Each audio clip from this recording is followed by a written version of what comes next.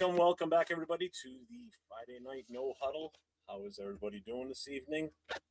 Well, the 2025 season is officially over now. Super Bowl's over. Patriots lost. Thank God. That's done. We've hired our coach. We're on to 2026 now. Starting to assemble some of our coaches for the Raiders. All 10 coaches that were fired after the season ended have now all been filled.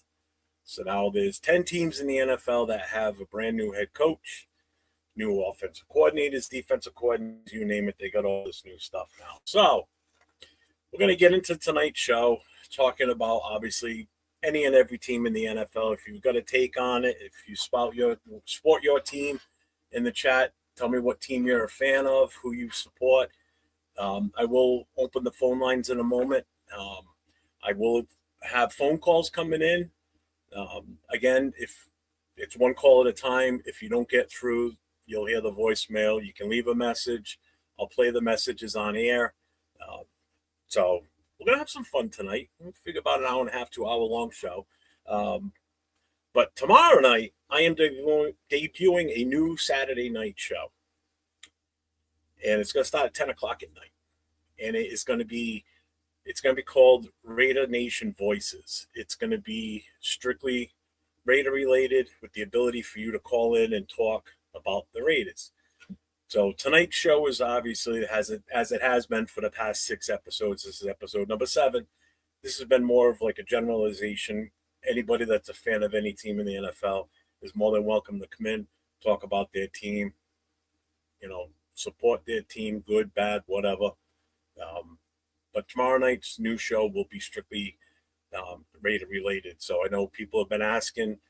They were asking last night about phone calls and everything. So that will be an option starting tomorrow night, strictly for Raider content. But second of all, huge shout out to everybody that commented yesterday with the well wishes for the wife. She's been having chest pains for the last week or so, maybe a little bit more. We were in the ER last Saturday night, but they got really bad again yesterday, so took her back in yesterday. They ran the same test again. Everything came back negative, so it's definitely not a cardiac issue. She is susceptible to blood clots, so that is a possibility still, but they didn't find any when they were there yesterday. But we got home last night a little after 1 o'clock or so, right around 1 o'clock in the morning. So I do thank everybody for reaching out, responding to the short I put out there yesterday. Phone calls, text messages, Instagram messages. I appreciate everybody, and so does she. Before she pops off the bed, she'll probably walk in so everybody can see that she is alive and well. She is home. She's resting on the couch right now. So, again, thank you to everybody that did reach out. We do appreciate that very, very much. It just shows how much people really care about each other, and I appreciate that. So let's get into this. Let's see who's in the chat here tonight. We've got Jason, Raiders First Downs is here. I have a special request. Can you play Lionel Richie? No, can't play any songs. Copyright issues, cannot play any songs. I can play the one that I started the show with anytime, and I feel like, but that's about it. Or any of the other songs I've done. Jack's in the house. What's up? Cool Kev's here. What's going on? Angel's in the house. What's going on? Frank Weber. Daniel Berry. What's up, Daniel Berry? How you doing, brother? Ja Raid is in the house. What's up, man? I know. Can't wait for free agency. It's almost here. It's getting closer. It's getting closer and closer. Let's see. Thank you. Appreciate that, Cool Kev. Honey, he says speedy recovery to you. Cool Kev. Raider Love's in the house. How you doing, Raquel? Marty's in the house. What's up, Marty? Marty said he's sending love to you too, honey. All right. Yep, there she is. She's in the chat. You know what? I got to give a huge shout out to my guy, Nate. When everything went down yesterday, I told him, I said, listen, I said, I got to cancel tonight. I didn't tell him, I didn't say to him, like, he made the decision to go on by himself last night. He tried linking my channel, but it wasn't working, which was fine. He did a killer job last night doing a solo. And after the show, I even reached out to him and I said, dude, that was an awesome show. You did a really good job last night. I said, you need to do more solo stuff. And he goes, after doing last night's show, I'm totally into it now. So you might see. So make sure if you're not subscribed, make sure you get over to his channel. It's LV Raider 10 on YouTube, Instagram, um, X, TikTok. He's on all of that. It's all LV Raider 10. Make sure you hit that sub on YouTube, the notifications.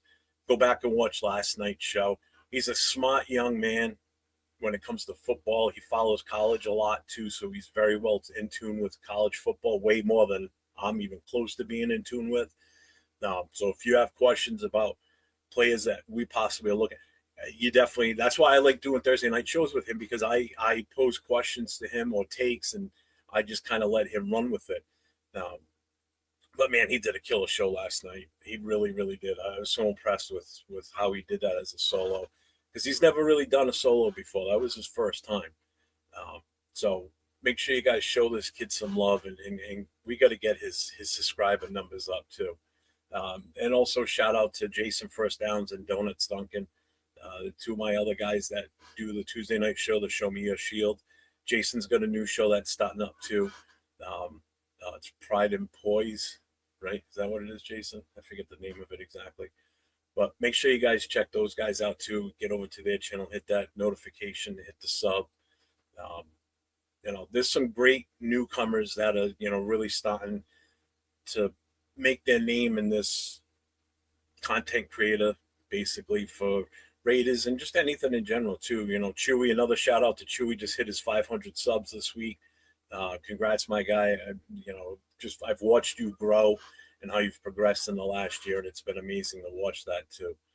So shout out to you and congrats to Chewy and getting that 500 subs. So I'm proud of you too, my guy. So it's nice to see other people getting involved in doing this. It's not easy to start. You might be a little nervous when you start off, but it all works itself out. Let's see, Brandon's in the house. What's going on? Bueno. What's up, Bueno?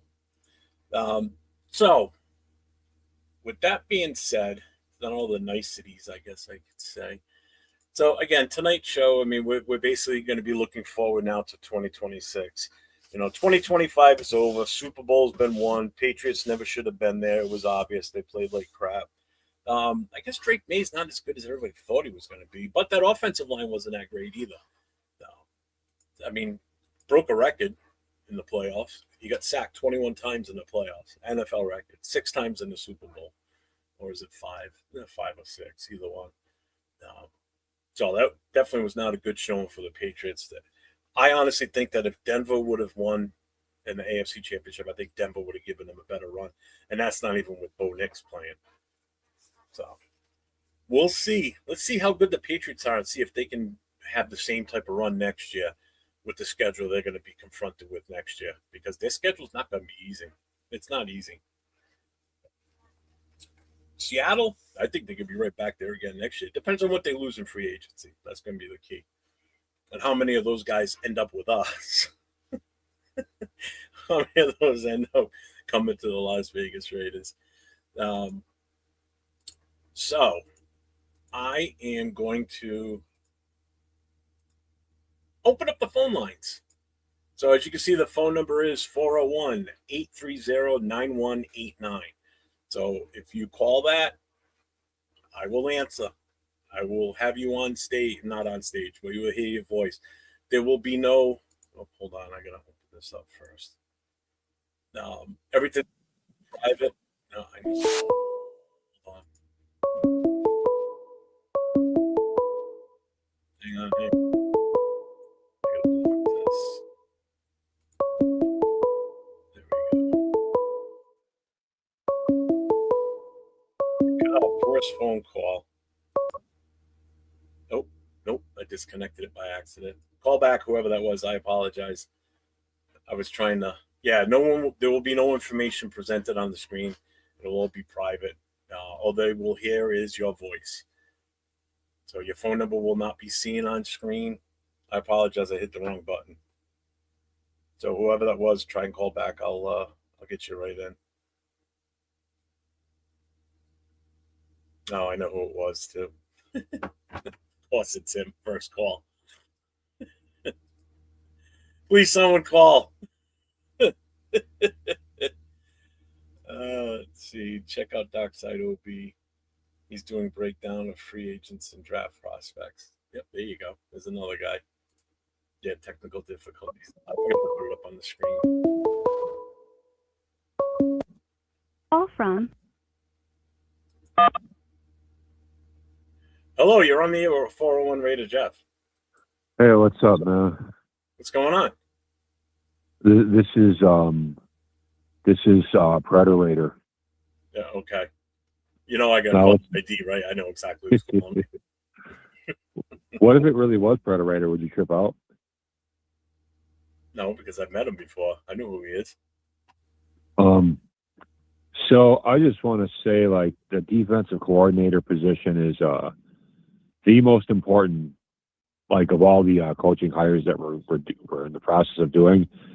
That's the one that we absolutely have to get right, because it almost doesn't even matter who our OC is going to be. They could take a guy off the street and put him at an OC. They could take me and put me in at an OC, and it doesn't matter, because Clint's going to completely control that side of the ball anyway. You know what I mean? Yeah, good take. So, yeah, so that it just doesn't matter who the OC is. Do we even need to hire an OC? Is there some NFL rule that says you have to have an OC? Good question. I don't know, but I agree with what you're saying, because I actually said that this week on the show. I said, I think the priority is DC, because by default, we've already got our offensive coordinator and our head coach. So it's going to be his offensive scheme that's going to be the setup that they're going to run off of. It's just going to be a figurehead that's going to be in that position if we even hire a true OC. I don't know if there's anything in the rules that say we have to have, someone on the coaching staff that's named as the offensive coordinator. It saves salary cap. Well, not salary cap, but it would save payroll. Yeah, well, I wouldn't mind giving Leonard a shot at DC. I don't know how you feel about that, but I feel like he's earned the right to a shot at it. You know what I'm saying? Obviously, if Jim Schwartz comes along. I get it. I definitely get it. And I get the fan base wanting to stick with him too, because he's been there for so long. He's got a good rapport with Max too, Yeah, I mean, if something big like a Jim Schwartz does become available for whatever reason, if we figure out a way to finagle him away, then that it becomes a different story. But unless we get somebody really high end like that, give Leonard a chance. You know what I'm saying? All right. They hung up. I did have another call coming in. I was just going to put them on hold for a minute, but they hung up. There's two streams. No, bueno. I'm doing only on YouTube. I'm only doing the vertical. There should only be one stream out there for me. As far as other teams go, I kind of watch the Cardinals too, right? Yeah. I think their hiring of Mike LaFleur is a really good hire. Call from. Bill? No. To accept, press 1. To send a voicemail, press 2. Dang it.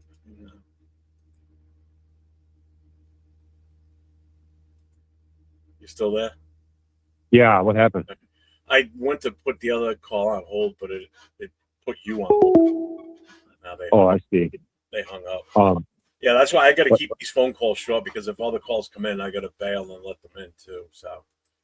Okay, well, I'm not planning on being long anyway, but I just I think Mike LaFleur is going to help the Cardinals turn things around too. Now, the Cardinals have a lot more to work with than we do as far as pieces.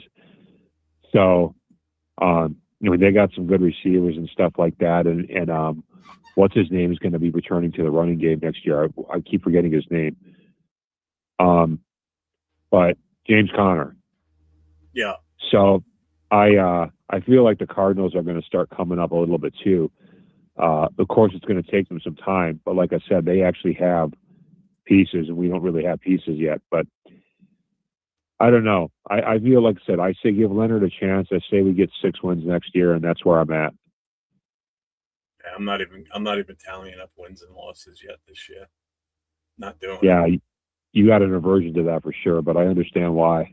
Not this year. I bit that apple last year, and I felt ill. So I'm not taking a bite out of that apple this year. Absolutely not. Yeah, not even going into the garden, huh?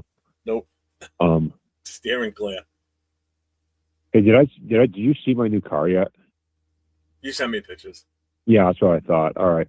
Well, hey, I will let you get to some other callers, man. I got to get off anyway. But man, thanks for having me on and everything. And you're an awesome friend, brother. All right, man. I appreciate you. All right, Make bye. sure you guys get Hobo Raider too. His channel is called the Value of Silver. So make sure you get over to his channel, hit that sub, hit the notifications. He doesn't necessarily do Raider content. He does basically talking about his life and what he went through, his hardships, and how he's turned his life around and everything. So it's some really good stuff. You know, again, people will find value in that for sure. So Arnie's in the house. What's up, Arnie? So remember, phone lines are open 401-830-9189. If you did try calling already and I didn't get to it, feel free to call back. I will bring you on, which is why we got to try and keep the phone calls kind of short. So when you come in, if you got something you want to talk about, whatever team it's going to be about, gladly call in, state your name, what team you rep, and whatever it is you want to talk about, and we'll go from there. Bueno, special teams were the downfall of Packers and Rams this year. Yeah, which is funny because I've even seen people say, "Oh, we should bring Bisaccia back as a special teams coach," and I'm like, "Did you watch how the Packers were last year? I don't think I want Rich Bisaccia back here." People are just still like the same love they have for Gruden, they still have for him. I mean, shit, I even saw people talking about bringing AP back. It's like, hey, you kidding me? What's up, Ray tonight? What's going on, my guy? Welcome in. Again, phone number's there, 401-830-9189.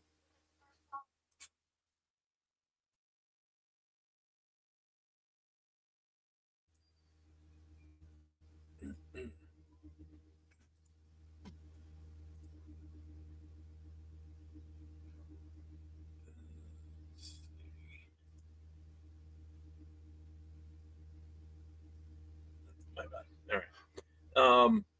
Yeah, and if you don't get through, gladly, leave a voicemail. And let's go. Yeah, leave the voicemail. I'll play the voicemails on air too. So even if you call off hours, you can leave a voicemail, and I will play it on the next show, whether it's tonight or tomorrow night when I unveil the new show tomorrow night. So we'll have some fun with this. Arnie, got a question. Since the Raiders came to Las Vegas, what is your biggest regret for our team that stopped our success? Since the Raiders came to Vegas, what is our biggest regret for our team that stopped our success?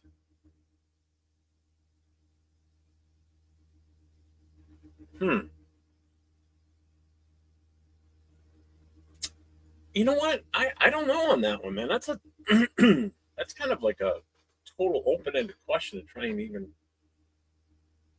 Since the Raiders came to Vegas, I got to read this over and over and over to fully understand, not understand the question, but to see what would even fit in there. What is our biggest regret for our team that stopped our success? I mean, we weren't really having success before we got here, so I don't know if it necessarily stopped our success. I mean, seriously, we weren't good before we got here. We haven't been good since we've been here. We've had one possibly decent year. We made the playoffs and then knocked right out, obviously. But I don't know. I don't think I could put an answer to that. Again, we weren't having success before we came here. So, I mean, we just kept the same rhythm, I guess you would say. You should call and ask questions. I like Jason's idea. Definitely, you could send him an emails. That would definitely work too. Seahawks blocking their coaches to interview is messed up. I did see a report today on that. Their defensive backs coach, I think it was, or something along that line. I forgot what team it was. They were looking to possibly interview him as a DC, and they blocked, which they have every right. They have every right to do that. What's up, LV? What's up, my guy? Talked about you at the beginning a lot, man. Question: who's the next Raider Hall of Famer? It should be Lester Hayes. And I say Lester Hayes over Plunkett too, believe it or not. And I know a lot of people are pushing for him. If we go old school Raider, it should definitely Villapiano should be in there too, because I think he's got every right to be in the Hall of Fame. I've seen guys with lesser stats and history in the league than him get in the Hall of Fame already, so I'm not crazy. He should be in. What's up, Slim Reaper? So what are we doing if Clint decides to not draft Mendoza and pick up someone like Lamar Jackson? I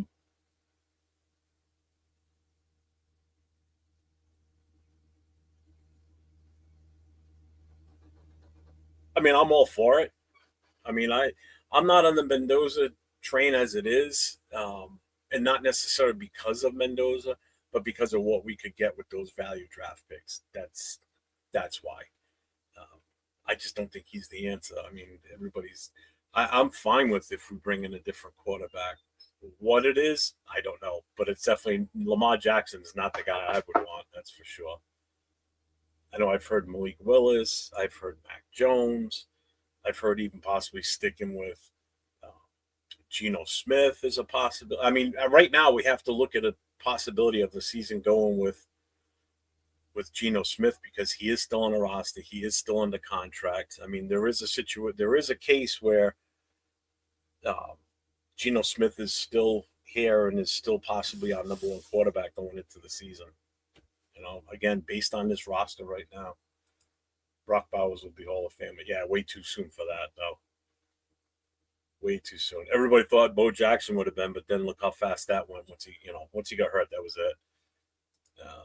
Oh, Jason, I see what you mean. The emails from Gruden and all that. Yeah, I get that. Question: after Max, Bowers, Genty, who's our best player on our current roster? Probably Colton Miller. Probably the most important one because he's the left tackle. That just goes to show you how little talent we have on this team. That you can't sit here and just blast off another name in a skill position, no less. Meaning, you can't name another tight end after Max. I mean, after Brock Bowers, you can't even name a wide receiver on this roster. You know, only one running back. You can't name any of the other offensive linemen other than Colt Miller. On the defense, what are you naming on the defense other than Max? I mean, there's nothing. I just don't see it on this roster, which is why we're so void of talent and why we need to seriously look at doing what we can to increase that. Hiram McDaniels, that hurt too. What's up, Willie Wayne? All these coaching spots are important. Yeah, they are, definitely. Quit it. Lamar Jackson is not good. I don't want him anyway, so I'm fine with that. If they fight Jim Harbaugh or Lamar go, that should tell you everything you need to know. If they fight Jim Harbaugh over letting Lamar go, that should. Oh, I know what you mean. Yeah, true. I will not watch the Raiders if they keep Geno Smith on this roster. Geno, Jamarcus, Smith, boycott. I mean, you have to realize that is definitely 100% possibility that he's still here next year. You know, I mean, we have to seriously consider that there is a possibility that he's still our guy. Now, I know what you meant, Bueno. We don't have faith in Trey Tucker or Devin White. No. When he says best players after those three, I can't. The only one that would come to mind immediately is Colt Miller. After that, again, that just shows you how void of talent we are and depth and everything else that goes in between. You know, we're just a rough team. And we're not the only team that's hurting like that, too. I mean, there's plenty of teams out there that are so void of talent, you know.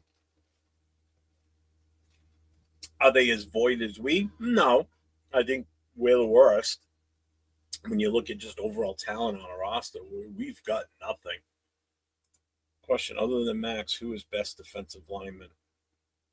I mean, by default, Adam Butler, I guess.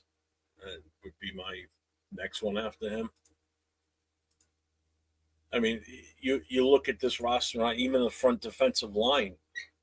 You know, I mean, after him, you know, the next best is Lalau, but how long's he been here? He's still fairly young. You know, Butler's young too. You know, what's up, Ryan? What's up, Raider Ryan? What's going on? There's reports. I got a phone call. Let's see who this is. Call from I'm not bueno. You're on the line with 401 Raider Jeff. Who's calling? Hey, what up, Jeff? It's bueno. Hey, what's going on? Oh, nothing much, brother. Just wanted to call in since everyone else is scared to. Hey, bro, I got a question about Mendoza. Okay. I know you're not going to want to hear it, but okay. People talk about Curtis Rourke having better stats than Mendoza, right? Mm-hmm. So a lot of people don't think about how many games Mendoza sat out in the fourth quarter.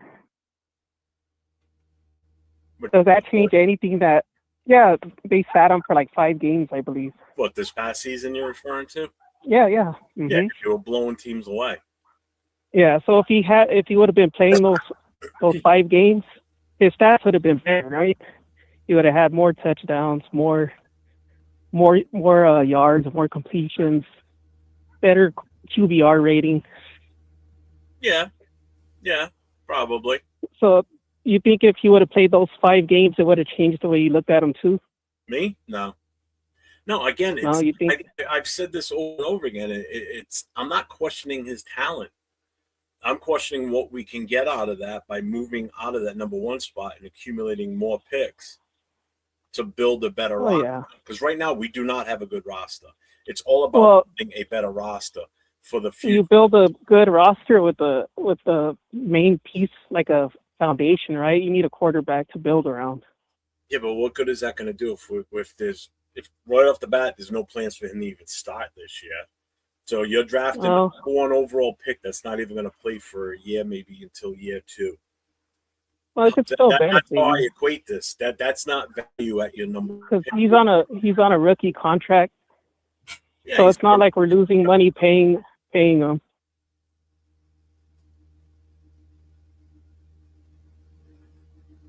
Yeah, he's on a rookie contract, so you get that 5-year option. I get that. Yeah, I totally get that. But we need so many other pieces of this puzzle to make him successful. You want to see him succeed in the future, correct? So the only way you're going to be able to see him succeed is to build a proper team around him. Right now, we don't have the proper team around him. And again, there's no guarantees in free agency that we're going to be able to bring in the guys that are going to be able to do it. We're going to hope we can, but if we get offensive linemen to support his playing to the highest level that we expect of him, because at number 1, you've set the bar up here for this kid being the number 1 pick, okay? Yeah. But in all reality, if he comes in and starts playing right away, right from week 1, if we don't have everything in line, his expectations are going to drop down here. Like his reality is going to be down here, I should say. But we're all expecting him up here, just like Genty. Everybody expected Genty to be up here with his expectations coming out of college. But where was his reality? Somewhere down around about mid-level. You don't think it'll be good to it'll benefit drafting Mendoza, having Clint Kubiak, someone that we're planning on building. Even if we have a losing season off year 1, we're not just going to fire the guy and move on to another head coach. No, I'm not worried about that. I think the way I look at this, he gets a free pass this year, Kubiak. Okay. Yeah. But they just need to show signs that the team is working to improve. If we finish with 3 wins this year, then so be it. But fans are going to be out there saying we need to fire him. This guy's a bum, blah blah blah. Because I've seen people in chat and Instagram and everything picking us to win anywhere from 9 to 10 games. I've seen people even pushing that we're going to make the playoffs with Kubiak. It's like, whoa. Already? Yeah. I mean, hold up here, okay? We don't have nowhere near the talent of, say, like Seattle. First of all, nobody expected Seattle to go to the Super Bowl, okay? But look where they were. And, yes, he was a big part of that. But he had talent to work with. We don't have that talent right now. And we don't know what we're getting out of the draft yet. We still have an offensive line that's going to be an issue until we get that fixed. You know, We don't know how much of an issue it actually is, though. you don't. Yes, I mean, last year was a lot of coaching issues. 100%, 100%. Brendan Carroll was the reason why that offense was so bad. And this will be a true test once we get a different offensive line coach in there and we see what we get for a product out of this offensive line, plus whatever we get to bring in for free agents, and if we draft everybody for the old line. Yeah. You know, that first Well, no matter what, will tell you everything. I don't think it's going to be a major improvement. I think it's going to be improved, but it's still a year one offense. It's going to be all the coaching's first year with the team. Yeah. So it's going to take time to adjust, and maybe later on in the season we'll see improvement, but for the most part, it might be the same product for a little bit, you know? Well, you also got to look at we didn't get the number one pick because we were one of the better teams in the league. We got the number one pick because we're the worst team in the league. We fired our head coach because we were the worst team in the league. So, you know, we're picking where we're picking for a reason because we're not good. Yeah. We don't have the talent, and we don't. We do not. I think have talent. he just lost that locker room, and he knew it too. Yeah. But again, we still don't have the talent. Even a wide receiver. We got three guys right now that played games on a consistent basis last year. That two guys actually, three. That the jury is out on all of them. The jury's still out on Tucker because we don't know what we're really going to get with him. Thornton was horrible last year. Betch never really got a lot of chances out there, but when he did get out there, he did catch the ball. He didn't have a lot of drops. You know, Shedrick Jackson got his chance to shine here and there. You know, so maybe there's hope with him. You know, Lockett's going to be gone, so you can forget him already. So we're void of talent on the offensive side for skill positions outside of Genty and Brock. You know, Michael Mayer is still – jury's still out on him. We haven't seen his full capabilities yet. You know, hopefully Kubiak can unlock that. Well, I agree to an extent. But all right, Jeff. Hopefully we get some more callers. I'm going to let you go. I'm going to continue watching. Man, that was nice. That was cool. Yeah. If not, I'll call back. All right, brother. Thanks for popping in, man. I appreciate you. All right, no problem. I appreciate you too. No problem, man. Go Raiders. Bye. All right, everybody. That was Mr. I'm Not Bueno gracing us with his presence. So I got to catch up with the chat here. John Ray said, there's reports, beat writer said, Jets side Bill Musgrave telling teams Mendoza is the real deal. Later said, Raiders made mistake firing me. They know to make mistakes. Shots fired. I don't blame him for that. Okay. Slim, it's a good thing, though. We have plenty of money and plenty of space. The coach can stop building their dream roster immediately. Hopefully, yeah. Bueno, sweet boys. Voice of Bueno. Jeff has not studied Mendoza. I tried to get him to watch. I've watched him. I told you it's not his talent that I'm worried about. It's everything else we need. I don't hate him. My God. I'm going to do a mock draft where I just draft offensive linemen. That's all I'm going to do. Just offensive linemen, nonstop. If Mendoza doesn't play the first half of the season, who the bridge QB going to be? Better not be Gino. You know, there are other quarterbacks in this draft, right? People are aware of that. Yeah, they might not be to the same talent as Mendoza, but, I mean, there are other options. There are other options as far as trading, not so much free agency. Unless they get cut, then the free agency is different. Let's see. If you draft the number one overall QB, then you get a Cam Ward and a Joe Burrow situation. Now the Bengals are in cap help. That's the other thing, too. Let's see. Ben Johnson wanted Caleb Williams. Vrabel wanted Drake May. Mocking wanted Ward. No more retreads, no more backups. Let's see. What's up, Alex? What's going on, man? I'm sure Spytech will be making moves for O-line and free agency. I sure as hell hope so. Other than Bowers, all of our first-round picks didn't get a second contract. Well, Bowers didn't get a second contract. This was only his second season.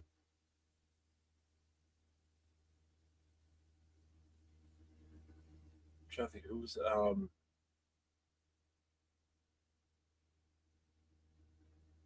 Who was the other first rounder before Bowers? Jason, help me. Who was our first round pick before Bowers? Who was that?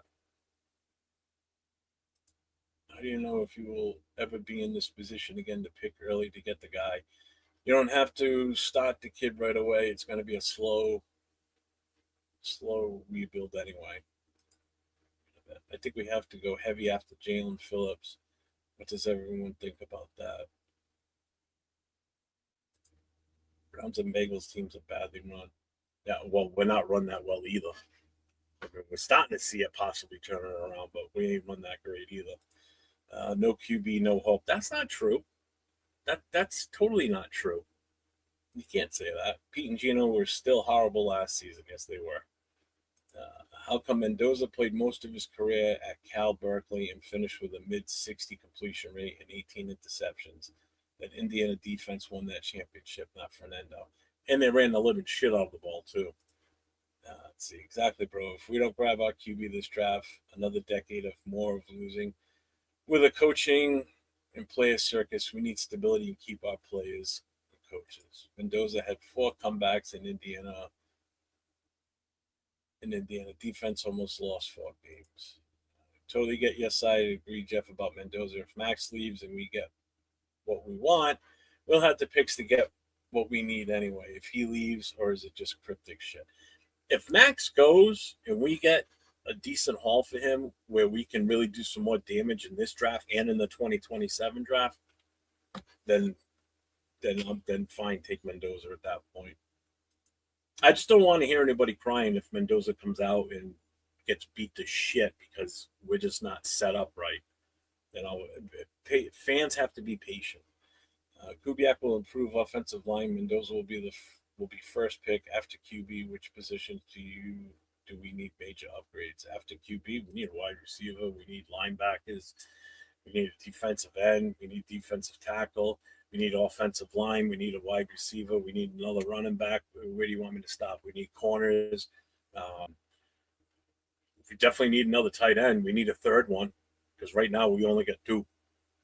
You know, so that's what I'm getting at. Look at what I just rattled off. What we need. We need a lot. Mendoza went shootout with Caleb Williams in Cal 49-50. Also, look at Mendoza's tape from Cal. He actually did a lot more and created more plays. I think Betch will show much more this year. I hope so, too. I hope he does. I've got faith in Betch. I know some don't. Leo doesn't. Leo doesn't like him. Kubiak is an X's and O's coach, nothing but success. As an offensive coordinator, the jump to head coach is a big jump. Because don't forget, when he was an offensive coordinator, that's all he had to worry about. Now he's got to worry about everything. He's got to worry more about player personnel. He's got to worry about the defensive side. He's got to worry about what's going on with special teams, what's going on in the offense. So, yeah, he's an X's and O's guy and, nothing but success. Yeah, as a coordinator, this is a big jump for him. I'm not doubting him. I'm just saying that this is a big move. That's why it's probably not going to be easy year 1. So that's why people getting hyped on, us winning a shit ton of games this year. There's no guarantee in this. Bill Musgrave recruited Mendoza, 2-star QB, which is crazy. He had car MVP, but I agree. Jeff Kubiak will choose his QB. I will support it no matter who it is. Kubiak makes them better. What's up, Raider Paul? What's going on? Let's see. Chambliss got granted. Yeah, I saw that. LV said that yesterday, too. So Chambliss is out of this draft. You get granted another year in college, too. Shit is ridiculous. QB is going to be in their late 20s. Yeah. Rounding 30 when they are. Yeah, and you know what? And that means they're going to have less. That's why some of these quarterback records going forward now, you'll never see broken. You will never see them broken because they're coming out of college at such an older age. They're not lasting as long in the pros. So basically, those records that Tom Brady had when he retired, I don't see those being broken anytime soon. Not for a long, long, long time, if ever, to be honest with you. Because players are coming out, they're staying in college longer, whereas before they were coming out as sophomores and juniors and, whatever. Now with NIL, they're staying in as many years as they can to collect that. That basically it's free money. They're playing in a college game rather than jumping to the pros, which is at a whole different level. Speed, size, the hits, everything in general with it. And it's basically, yeah, I know people say college is a business now too, but the pros especially, like it's insane. And that's why these guys are coming out now. They're going to be coming out older and older, and they're going to have less play time. Those records are never going to be broken. Never. They would have to have such a phenomenal short career. Say they last 12 to 15 years in the league as a QB. They'd have to be throwing for like 6,000 yards a season, 40 something touchdowns a season to even think about coming close to what Brady's records were. That'll never happen. You'll never see it. Let's see. Catch up here. Betch caught more passes and Thornton dropped more. Yeah, Thornton had 30 targets, 10 catches. Betch had 20 targets, 10 catches. So automatically the percentage was better. And I think Betch had more yards too. I think. I'm not sure because I did look it up before. It's been a while. Let's see. Sorry. Now that we got Kubiak, Bauer's contract is coming up 2027, fifth option 2028. Hope we sign him to a big contract before anyone else. Yeah, and that's the other thing too. We all know how much he wanted Bowers when he was in New Orleans. He's been wanting to coach him, so he got his chance now. Hopefully, he can really fully unlock that weapon that is Brock Bowers, and that's why I think we're going to see great things from him. We fix all the other shit around him that help make him and Genty successful. We should see an improvement from both guys. I shouldn't say improvement from Brock. We should see a better season from Brock in 2026 versus his 2025. For him to match his 2024 rookie season, that's going to be tough. But it's not out of the realm of possibility. He still could easily do it, especially given the way Kubiak runs his offense. He's going to treat him as his number one option. I guarantee that's what he's going to do with him. I mean, he's the best receiver we got. Whether it's a tight end or a wide receiver, he's the best option. Mendoza will be the face of Raider Nation of Raider franchise. Give me Kate Klubnik in the second round. Jordan and I stand in college 6 years. He'll be 25 when he finally gets out. Jeff, I know that Mendoza isn't the Messiah, or that we will. I can read it this way.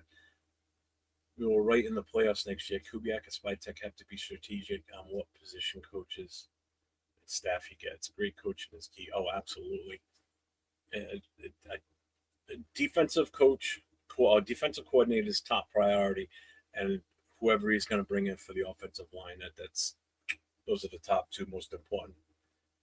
One, because we don't have a defensive coordinator, and two, because we need that offensive line to stop working together ASAP. We just drafted Bowers time. It does, doesn't it? I can't believe he's already coming up on year 3.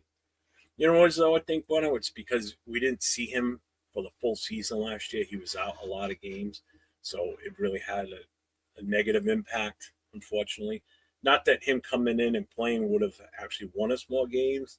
I think it just would have been more chances of him to get out there and get his ass whooped. Montana isn't Montana without Walsh. True. Don't forget, phone lines are open. Area code 401-830-9189. So feel free to call in.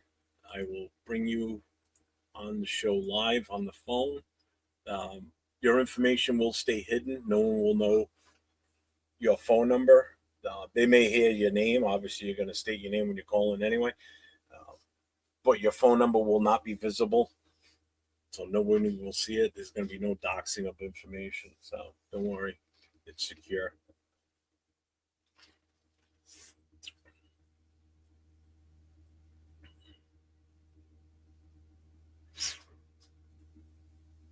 Jason Downs stating that's super obvious. Yeah. And Plunkett isn't Plunkett without Tom Flores. Oh, but that's right. We didn't draft him.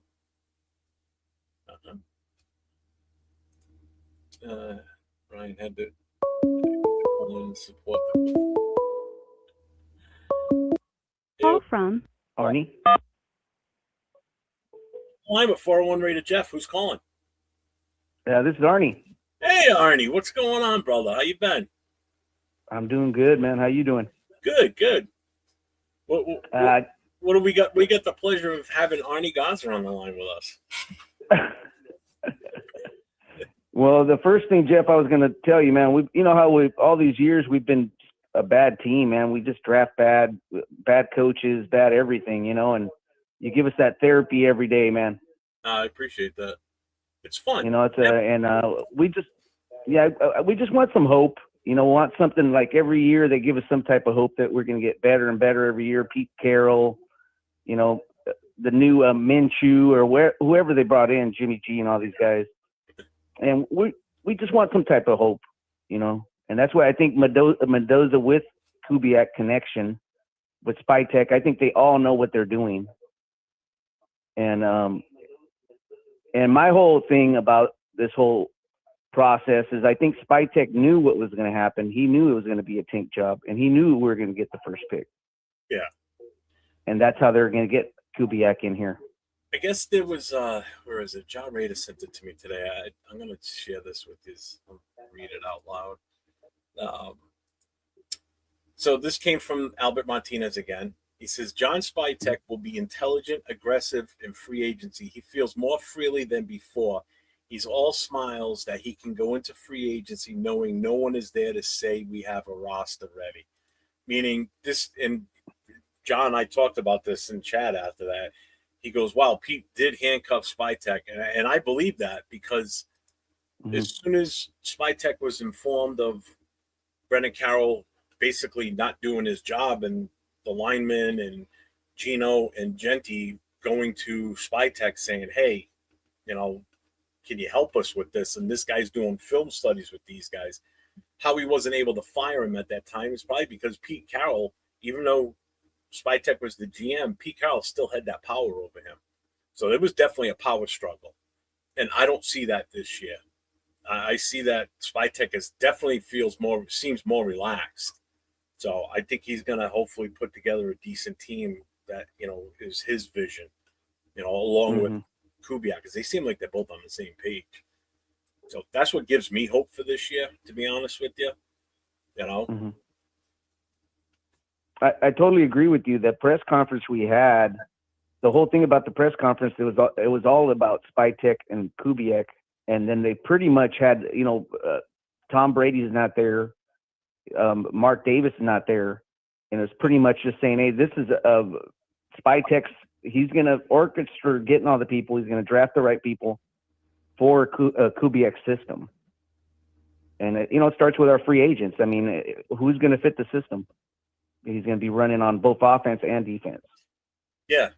You know, and like Jason just said, he said in the chat here, where is it? He goes, let Kubiak get his QB however he wants. I'm in full support. Yeah, I mean, if he doesn't want Mendoza, he doesn't want Mendoza. If he wants Mendoza, then he'll take him. You know, he'll tell Spytek, get me Mendoza. That's who I want.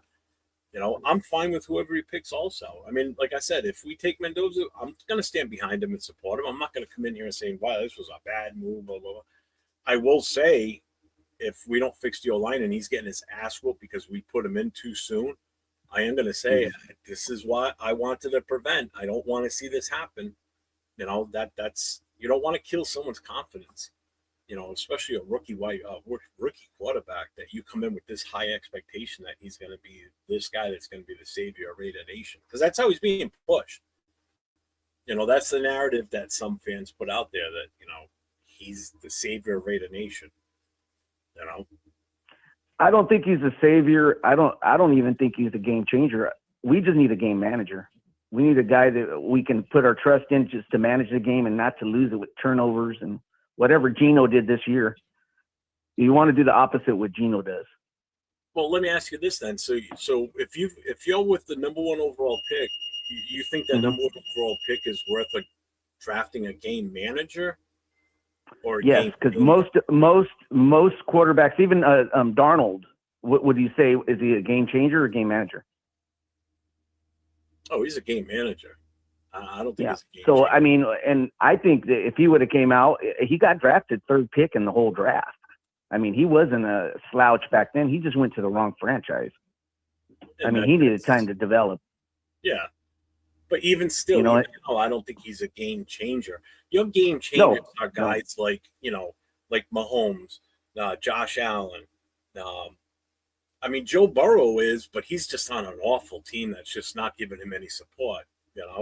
He's got receivers, but he's got no O line. The defense isn't that great. Lamar Jackson's a game changer. Yes, Those are the yes. type of guys that are game changers. Game managers are your guys like, you know, uh, Donald. Even Goff. I don't think Goff is a game changer. He's more of a game. I don't think Herbert is either. I don't think Lawrence is. I don't think Young is. Game manager. Yeah, I don't think Purdy is. They're all managers. But that's the NFL, that you're only going to have a little bit of game changers. Yeah. Everybody else can be managers. I think with Purdy, because of what he's got on offense, he's not the game changer. That game changer up there is your running back in McCaffrey. Because McCaffrey can single-handedly take over a game. You just give him the ball, whether you're handing him off or throwing it to him in the flat, and he's going to make something of it. That's a game changer. He's a game changer. So Genty and Bowers are game changers. And all Mendoza needs to do is manage the game, and that's it. And he's going to have the weapons. I just think with Bowers, he needs to be in the game more. I think he's got to be an XY receiver. I think he's got to be in the slot. He's just a game wrecker. Let Mayer play the traditional tight end role. I would have him all over the field. Yeah, I think the problem with Bowers this year was the fact that he got injured and the team was just so awful that Gino wasn't getting enough chances to get. I mean, he still had a shit ton of catches for the amount of time that he did miss last year. He still was able to make plays and have some really good games. But we didn't get the fullest out of him last season because we were just that bad. That was the problem. We couldn't sustain drives on a regular basis. Mm-hmm. I was going to talk to you about one person in the draft, and I want you to look up. His name is Zachary Branch, which is Cliff Branch's nephew from Georgia. Zachary Branch. Yeah, he's got a lot of special teams touchdowns. Really good slot receiver, really good hands, and can you imagine Branch being on our team again with that jersey? I get excited about old Raiders and actually have kids that are good, good players that you can draft. Oh, from USC? Yes. No, he was from Georgia. Georgia recently. He started with USC. Okay. Yeah, he started with USC and then he went to Georgia. Let's see. We had a good year this year, it looks like, Mom. Yeah. Yeah. 73 catches, 744 yards, 5 TDs. Mm-hmm. But he's a special teams demon. He does kickoff returns. He does punt returns. Yeah, I'm looking at that right now. He had 10 kickoff returns for 205 yards. So it was a 20-yard average. 13 punt returns for 157 yards. It's a 12.1 average. That's actually wow. His first year at USC was even better. Holy crap. Oh, yeah. His first year at USC, he had 24 kick returns for 442 yards and a TD. He had 16 punt returns for 332 yards and a TD. Yep, that's him. Yeah, 4.2 speed, just like his dad, his uncle. Oh, this is his uncle? His uncle's Cliff Branch. All right, I think it's his uncle. Cliff Branch is his uncle. It doesn't even mention that. I know. I had to look up the bio on him. Yeah, I brought him up that way real quick. Doesn't even mention Cliff Branch, huh? Which is odd, isn't it? It is odd. You have to kind of like look him up, and cause maybe but I just like the old vets, and then you have a young guy. When Newsneak came to our team, and then you see other players too. Yeah. It's good to see that, and the old regime coming with the new one. So I don't know. Just something I wanted to bring up to you. If people were maybe gravitate toward him. I want to see where he ranks then too. What's up, Ardell? What's up, Michael Guerrero? What's going on, guys? He's probably a third or fourth rounder, or maybe fifth, But I mean, giving us the special teams and everything that we need, because I mean, we've been lacking that so long. Yeah. I mean, Tucker's just really non-existent when it comes down to special teams. And I thought he would be more of a factor with his speed. Anybody that's in the chat that didn't hear this phone caller call in, this is our own Arnie Garza calling in. So Arnie's actually on the phone calling in right now. So what's up, Ardell? I see you in here. Arnie, I got to ask you a question. As soon as Sure. You always ask all these questions. Do you have all these questions pre-ready and just copy and paste them in? Or do you actually type that fast and put the questions in? I typed that fast and I put the questions in. Damn, you're fast. Holy crap. Yeah, it's just no spelling errors in them for the most part too. It's like, holy shit. Because I've always wondered that. I'm like, how does he do this so fast? Like you'll ask one question, then you follow it up with a statement, and bam, another question right away. It's like, holy crap. I hope you don't take offense when I don't get to all your questions, because no, of course, it's just a lot of them. So fast. Well, you know what it is, you fire them up so fast sometimes. But depending on what's going on screen, and like if I've got multiple people on here, like if like on Wednesday nights, if on the Connection show, there's 4 of us that usually are on there talking. The chat is tough to keep up with. But on a show like tonight, I like to try and make sure I hit every comment, except for the ones where they're saying, everybody's saying hi to each other in the chat. I skip over those. Yeah, you have to skip over those. I mean, but like anytime somebody makes, like a paragraph one, or multiple words like this, I make sure I bring it up on screen and try and hit it. Sometimes I'll actually star your questions and go back to them if I can remember before the end of the night. Sometimes it doesn't happen because just the way the flow of the show goes. But man, I'm so glad you called in. It's awesome to hear your voice and put a voice to the name. Yeah, and the questions too. But and I was going to tell you, Nate did a great job the other day too when he was on there by himself. He answered the questions. He did a rapid fire answering questions, and he was really relative to everybody on there, and his knowledge of the the Raider history and our current roster was really good. When it comes to college and his knowledge of the Raiders too, there's not many young kids his age. He's a young kid. He's only 27. For what he knows about the team and what he knows, especially about college, it's insane. Oh, yeah. He did a great job last night. He's never done a single, like a show like that other than like a live gaming stream. But for him doing a solo show based on football talk, I listened to I watched and listened to the whole thing while I was in the ER last night. And it was just it was awesome. Awesome.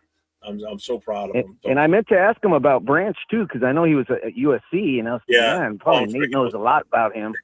He knows about him.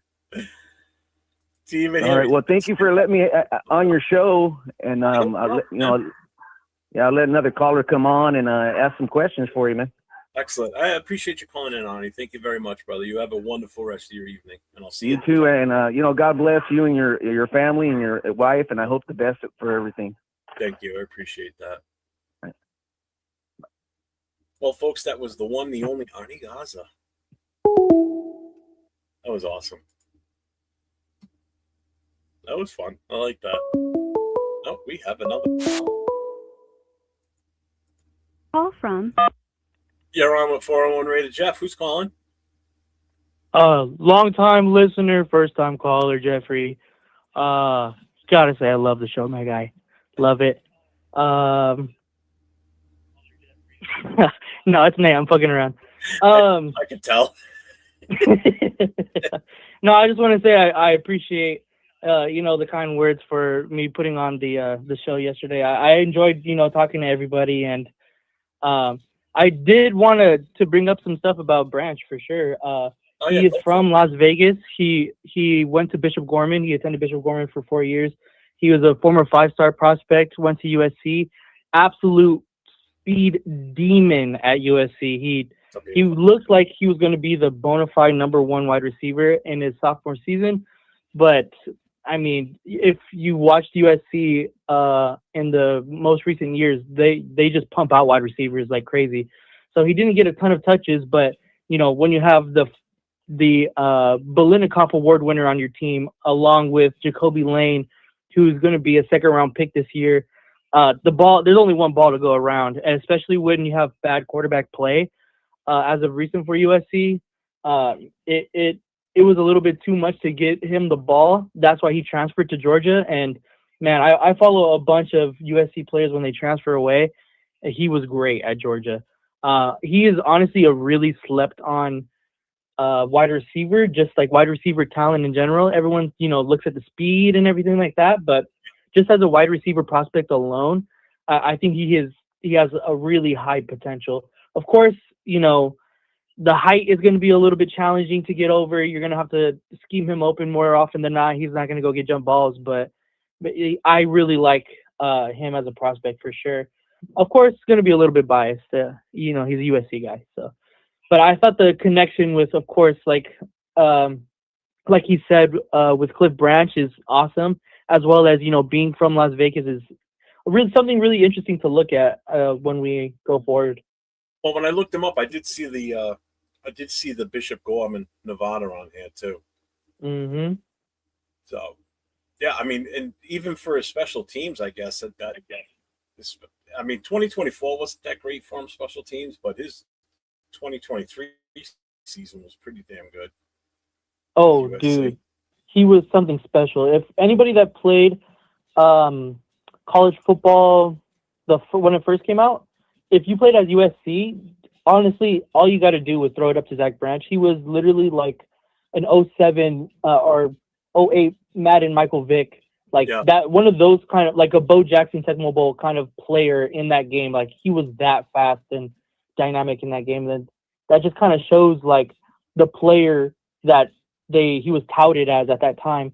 And like, wow, he's really good. He's really, really good. Definitely someone to keep your eye on if you're looking at receivers in the draft for sure. Nice. Alon, Yep. What's up, Alon? Let's see. Quick question: is Bo Jackson's nephew still? Yeah, he is. Shedrick. Yeah, he's still on the roster. So, yeah, dude, that was great last night. It really was. You did the show proud for sure, man. You know what? I think I'm glad you didn't have my channel tied in because now everybody was watching you. That is true. There was no split. You had all the views last night, and you did a killer job. And I know that was your first time doing, a solo live with, talking football, and dude, it's natural to you. But again, it's because you're confident. You're confident in what you're talking about when it comes to the team and players and college players and everything. So, yeah, it was for sure. Fucking awesome. Even Dawn was listening. We were both listening in the hotel and the hospital.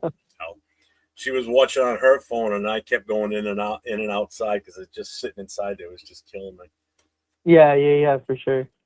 But I watched and listened to the whole show, so I didn't miss a minute of it. So good job. No, thank you, man. I appreciate that. No, good job. Everybody just watching everybody talk about it in the show and everything. Just how good it was. So good job, man. Mm-hmm. Yeah, definitely. Everyone look forward to some more solo stuff. I had a lot of fun interacting with you guys, and it definitely has persuaded me. All right, it's nice. I'm sorry? I said you get bit by the bug when you do a solo. It's nice. Oh yeah, I know, for real, dude. I had a lot of fun though, so for sure look out for some more solo stuff. Awesome. But I really like this call-in thing, man. This is gonna work out. I think this is a really cool, cool thing you can build upon. And I've been doing some more research on it. I'm gonna have to make some changes in order to doing it this way. If I'm solo, it's not a big deal. But if we were to do this on Thursday nights, you'll be able to hear them. Like if you were in studio with me right now, you'd be able to hear the phone call. You would hear whoever's calling in, but they won't hear you. So if say Ani was asking us questions and it was about a college specific player, and obviously I wouldn't know the answer more than likely, and you were to give the answer, he wouldn't hear it. The only way he would hear it is he would have to mute his phone and listen to the show on his computer or however he's watching it. That's the only way he would hear your response. based on and it's a little lag too, like if you're watching it on the YouTube side. And based on the system I'm using to do this. I did some research on it earlier today, but I'm like, you know what? I'm not going to sink too much time into that because this is a solo one, so it's not a concern tonight. But over the weekend, I'm going to see what I can do to come up with. So you'll be able to. So if we do this on Thursday night, we can have we can set it up so anyone calling in can hear you.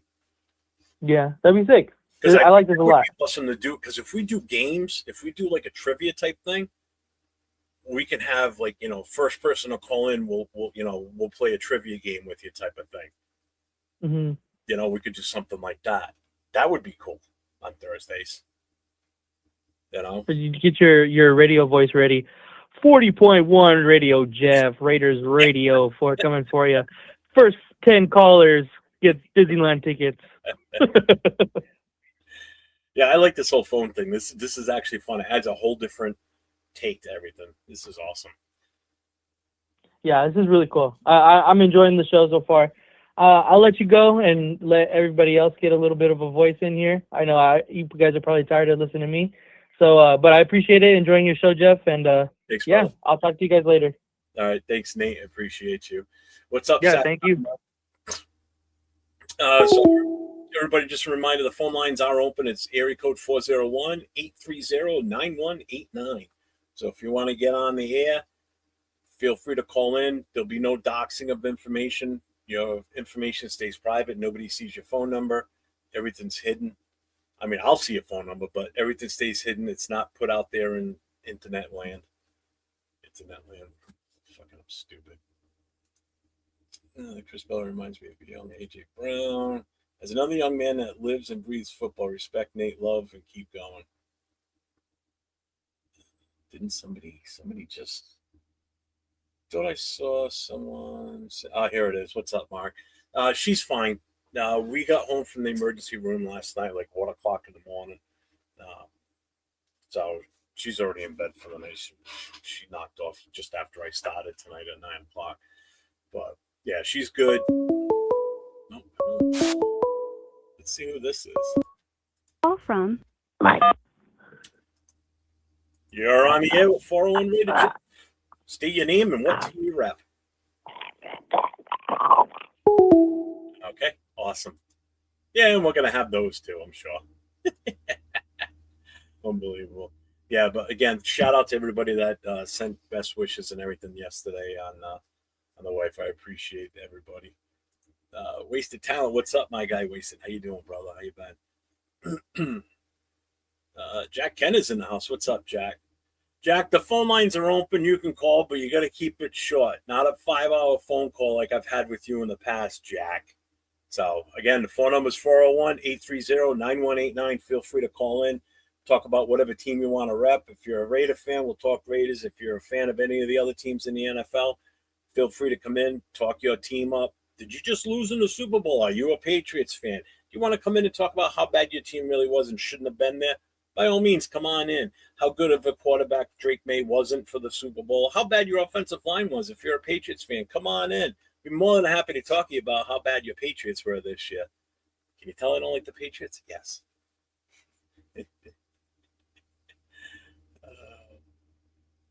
Yeah, she's good, man. It was she's been having chest pains for the last little over a week or so.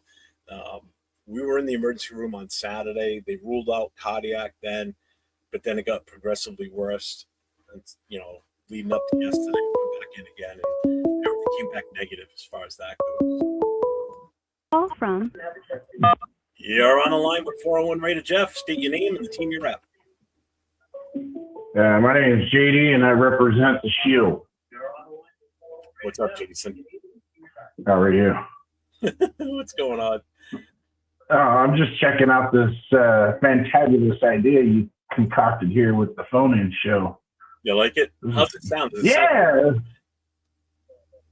you never sound good, so it don't matter. But okay. Yeah, no, it sounds good. Good. I'm asking, does it, like when the callers are coming in, like you can hear them clear and everything on your end? Yeah, as a matter of fact, even when Nate called in, I can immediately, even though he was trying to play it off, I could tell. Yeah, I know. So it sounds really good.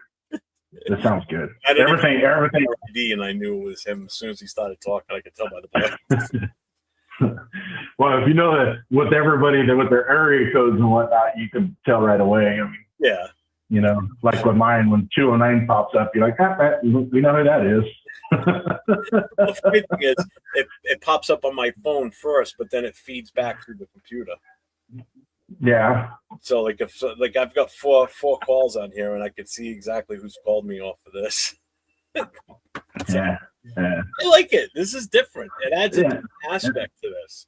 You know, Yeah. if I could just get people to start calling in that are fans of the other teams in the NFL, because I really want to hear from other fans.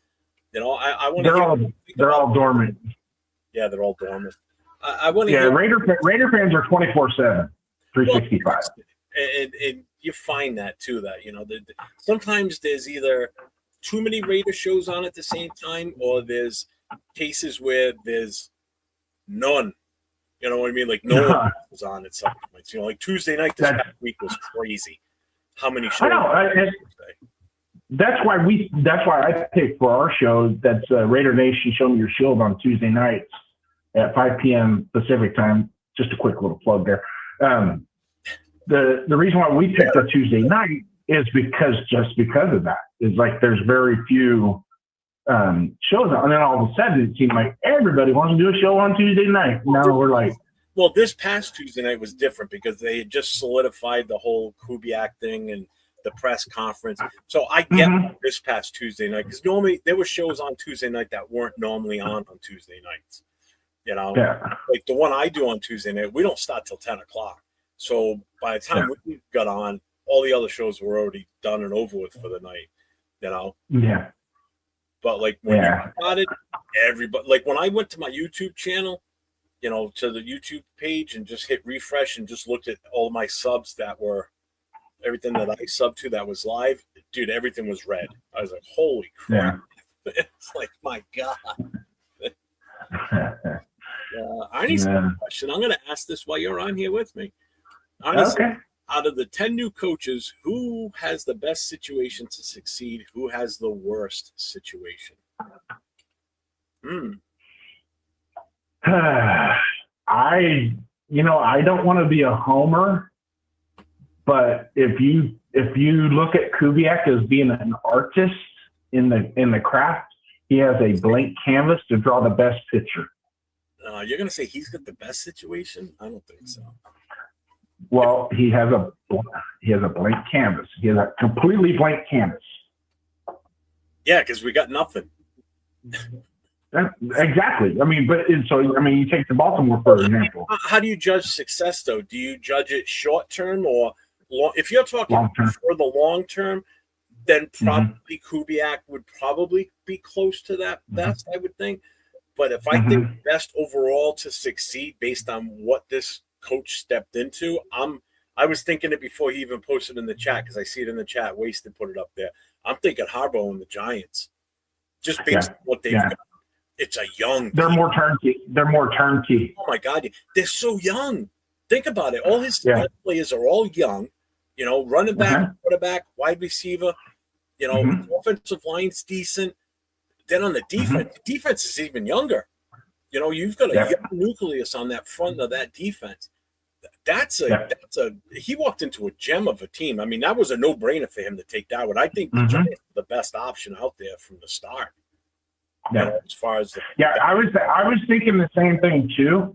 As to in the short term instant success, you're absolutely right. But long term, I think Kubiak has the better situation, because just like I said, it's more of a blank canvas, whereas Harbaugh goes into a turnkey situation.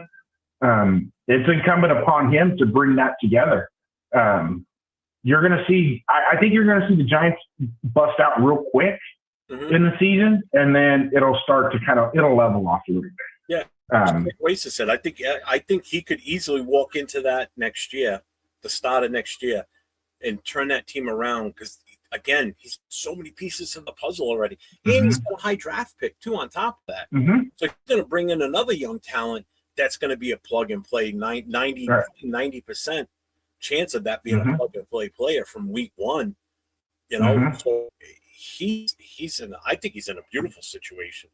You know, Absolutely. there's really no pressure on him because I don't think the Giants are expecting to win everything right away. But in that division, I honestly think they can walk over the Redskins. I think they can walk over the Cowboys.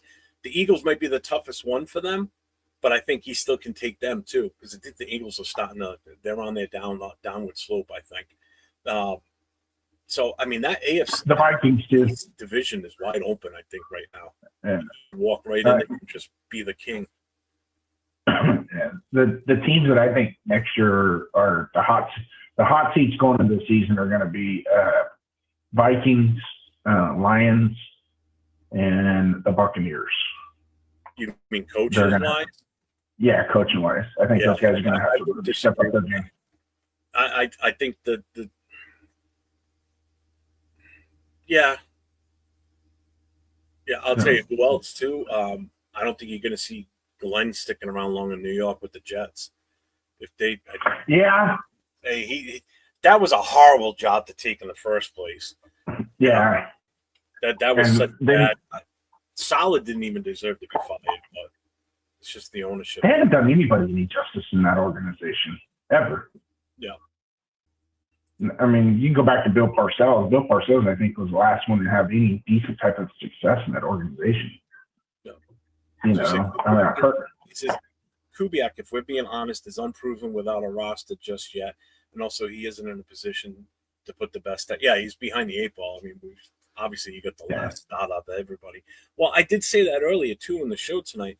You know, people like, oh, he's gonna cook. You know, let him do his magic. You know, he's an X's and O's guys. You know, but you got to remember he's never been in a head coach position before. You know, last year he only had to worry about the offense. That was it. Now he's going to worry about everything. You know, you're the main guy. Yeah. But hiring McCoy was really a safe hire.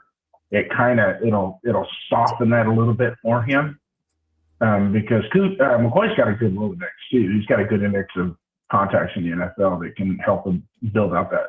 Yeah. And yes, he is behind the 8 ball. He's probably going to be left standing at the altar in a couple of key coaching positions that he's just going to have to deal with and fight through. But in the long run, I think he'll get it right because he just comes from that same aura of the Shanahan McVay, Mike Shanahan type, you know, how to build your roster, how to build your team, and how to go forward and be successful at a championship level. So, question: who will have a better career, Tucker, Betch, or Thornton? Tough. I had to pick out of the 3 right now. I think Betch would have a better career out of those 3. Yeah, I think if they utilize, just utilize. They're just going to have to utilize them a little bit more.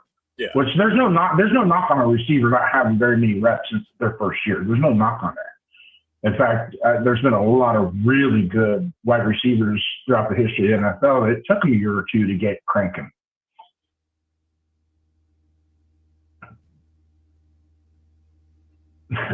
Check. I thought I had that. Look, Gravy's in the house. What's up, Gravy? What's going on? What's up, Coach Gravy? Salute, man. With everybody's home safe and sound. It's better than the last time we went to the emergency room. Last time we went to the emergency room, it just finished snowing and the roads were goddamn awful trying to come that. So I got another coming in. Well, I am going to bounce out, sit here and chat it up. Good job, and hopefully one day we'll cross paths again in the production company. I know I belong to a production company somewhere. I pay my union dues. Yeah. Might see the union leader somewhere along the lines. I got to answer this call. All right, brother. Love you, man. Bye. Oh. Too slow. They hung up. Damn it.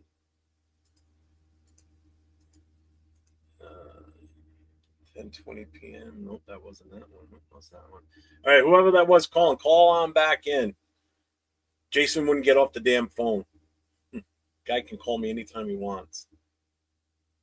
Let's see. I just called you to add you to my cell, Jeff. Area code 360. I'm in. Call me back, Mark. I'll bring you back. I'll bring you on, brother. What's up, Daniels? What's going on? I don't know. I disagree that Dan Campbell is on the hot seat. Might have to call in to get your opinion. I didn't say that, but I don't totally disagree with it. That was Jason that said that. But again, I don't totally disagree with it.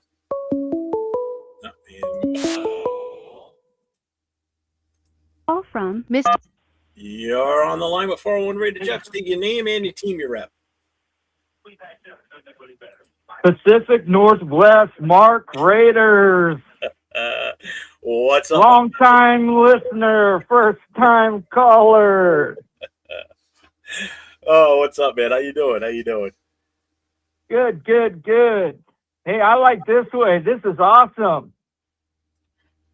You like this? I like it. It's different. I've only seen it done a couple other times, and there's a streamer I follow. Daniel Berry knows who he is. He does all like protest. He streams all the protests and all that stuff and everything. And every Monday he does a mail call Monday, and he has a phone line, and people leave. He doesn't take live calls usually. He has been lately, but he's been doing mostly just voicemails, and then he just plays the voicemails live, and some of them are absolutely hilarious. Just because of the amount of followers he has, and they're just from all over the world. It's hilarious to listen to some of these people. It's great. So I'm like, you know what? That's not a bad idea. I got to see if I could come up with this. So, because I've been having a hard time trying to get people to want to come on camera, which I get, but this is another option. Now people can call in and talk about their team, whether it be a Raiders fan or not. If you're a fan of another team, it's open forum, basically, So, welcome in. Raiders fan or not. Thank you. So, what's up? This way, hey, hopefully you guys can handle the voice and not the face yet. Well, they handled my face from the beginning, so I think we're good. Oh, I tell you what, man, when I found you, I was glad, man. Really? Oh, yeah, because, I've been listening to Severe and them, and then you came across them, and that's how I hooked up with you. Oh, I appreciate that. But yeah, I love your shows and everybody that's around it. It's all good info, and I love the arguments and the bickering and the love. It's like, this is why I like doing shows with some of the guys I do, because of sometimes it's which is why I really love doing the show with Nate, because there's such a huge age difference. You don't see too many guys that are up around my age. I'm in my mid 50s. I'll be 56 in a couple months. It's mostly younger guys, and there's very few that are over the age of 50 that do this. But these are I'm one of the guys that have been around and saw all three of our Super Bowls. I know what the old school Raiders used to be like, and I've watched the team change throughout the years and dealt with all the bullshit and everything. And, it's been a long time. So I've got a different take on certain things than some of these younger guys do. I have a little bit more patience when it comes to expecting something from a team like this year. This is the year that fans have to be extremely patient. And if we only win 3 games, they can't be screaming to fire this guy. And people will put that out there at the end of the season if we only win 3 games or less. We have to be ready for it. It could be a possibility that we don't win. We win 1 game. It all depends on what we bring in for talent. Hope people don't think that he's a miracle worker. Oh, I know. I'm just looking forward to Kubiak after what he's done with the Seahawks. I hope he can do that for sure, but the big thing is, when you look at our 2 teams, us and the Seahawks, there's one thing the Seahawks have that we don't. They've got offensive line. Yeah, they've got depth. I mean, their biggest thing is they've got one hell of a running back, They've got a hell of a second running back in Charbonnet, even though he didn't play in the playoffs because he got hurt. But then they got Smith and Jigba, who's just absolutely freaking amazing. And you got Oh yeah, and Cup. God. Yeah, and Cup, man, Cup. I was that's the main reason I'm happy that the Seahawks won, was because of what LA did to Cup, man. I kind of was happy for the guy too. I was happy the fact that the Patriots were extremely happy, but I like the. Oh yeah, definitely. Yeah. But it was cool how Drake was out there looking for Sam, and Sam was too involved with the celebration. May was out there like, "Hey, dude, where's my handshake for losing?"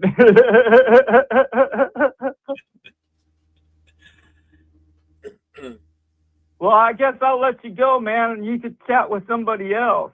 All right, man. I appreciate you popping in. So I'm going to do this again. Yeah. I'm going to do it again tomorrow night at 10 o'clock. So it's all righty. This here is open to any fan of any team. So like Randy N, if he wants to call in, because I see him in the chat and he's a Broncos fan, he can call in.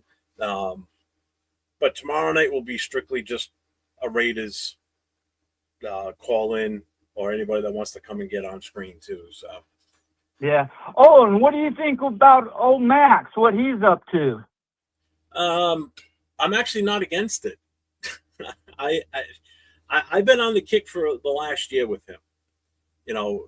We should have done it last year, but I think it's a good thing we didn't do it last year, to be honest with you, because I wouldn't trust, now that I know what I know about how everything was being run with Pete Carroll, I wouldn't have trusted Pete Carroll to do anything with those picks that we would have gotten from Max. This year, different story. This year, I think this is the last chance to get the max out of what we can get for him. Yeah, I saw on Facebook today, they had him in a 49ers uniform. I've seen that. I saw an Eagles one today. I've seen the one. Oh, I haven't seen that one yet. Yeah, I saw that today. I saw one with him, with the whole Vrabel thing, how he wants to play for him. That came out like a week ago. I did. Yeah. But he's putting it out there in different things. I mean, and I get why he's getting aggravated, because it's just getting blown up. But is this going to drive him to want to get the hell out of here? It might, because I think he's going to start looking at it as, well, I keep saying I'm a Raider for life and I love it here and everything, but it's getting to the point where people are hating on him. Like Dante at the end, towards Dante's. Yeah, but Devontae brought that on himself. Yeah. That was him. That was him opening his mouth and saying he wanted out of here and all that other bullshit. But as far as Max, I think it's going to be to the point where it's getting so nasty with what people are saying about him. Not so much the content creators, but I think it's a lot of these sports media guys that you're seeing saying things that are going to get him to the point where enough fans are getting pissed at him for, he didn't come out soon enough. My opinion, he didn't come out soon enough and say it's bullshit when Jay Glazer said it. There was too much of a time delay between when Glazer said what he said and Max either dispute. He didn't even say anything. Him dispute. Yeah. Nothing. If somebody made everybody wait and wonder, like maybe he wants to leave.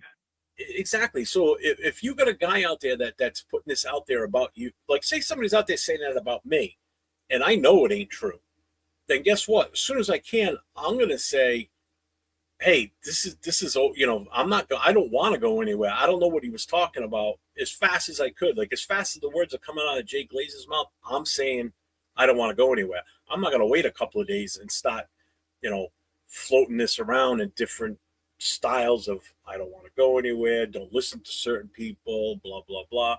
It's never like he never came right out and said, boom, no, I don't want to go anywhere, I'm staying here. He just kind of floated around it a little bit, so which makes me think it might be legit that he wants out now. Who knows? If he does, hey, let's face it, he's not part of the long-term plan for this team. It's obvious he's not. He's not part of the future of this organization. He's got 2 years left on this contract, So I'm willing to bet he's not going to want to be here when his contract runs out, which is fine. So why wait and get something for him now? He's got an extremely team-friendly contract, so that will definitely help to push him.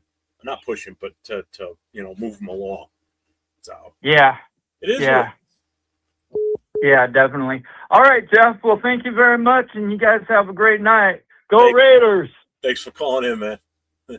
Bye-bye. Bye.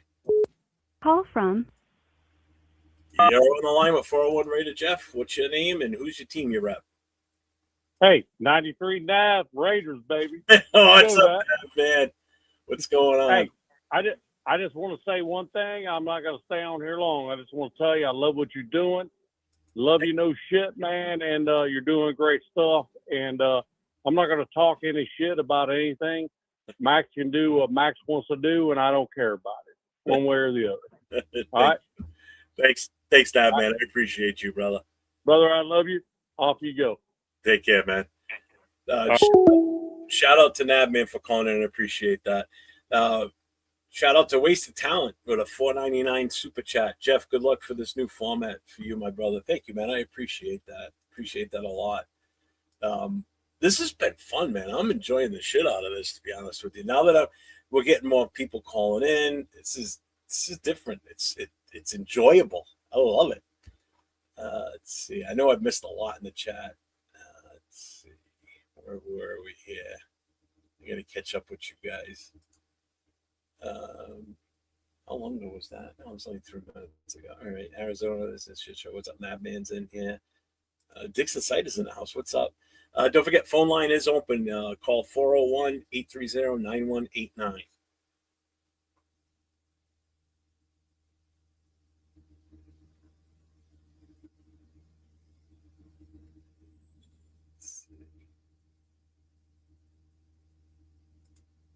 Nosy.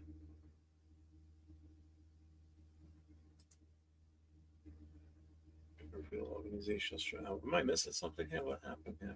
I think there was a conversation that was supposed to be private, got leaked, and is now in cleanup mode. Oh, we're talking about the Max thing. Yeah, I think so too. I think that was like one of those. Hey, don't tell anybody this, but that's why you don't tell certain people things when they're inebriated, because they're either A, not going to remember, or 2, they're going to remember and say something to somebody else when they shouldn't have. I've been there, done that. I'm as guilty as anyone else. It was taken out of context on emotions. Yeah. Yeah, I love the fact that he stops in, man. That's awesome. So again, phone lines are open, so feel free to call in. Again, your information will not be released. You won't see no phone numbers on the screen or nothing.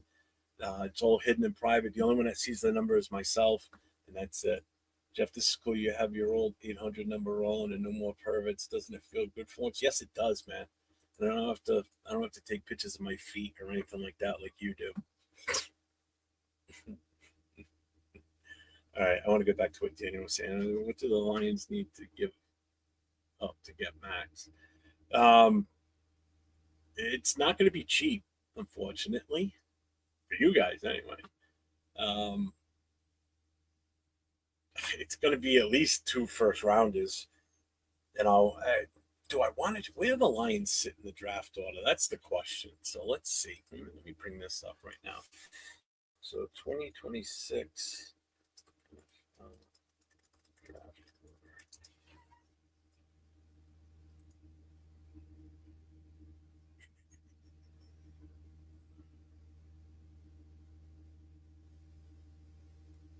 So where are the Lions? They're number 17.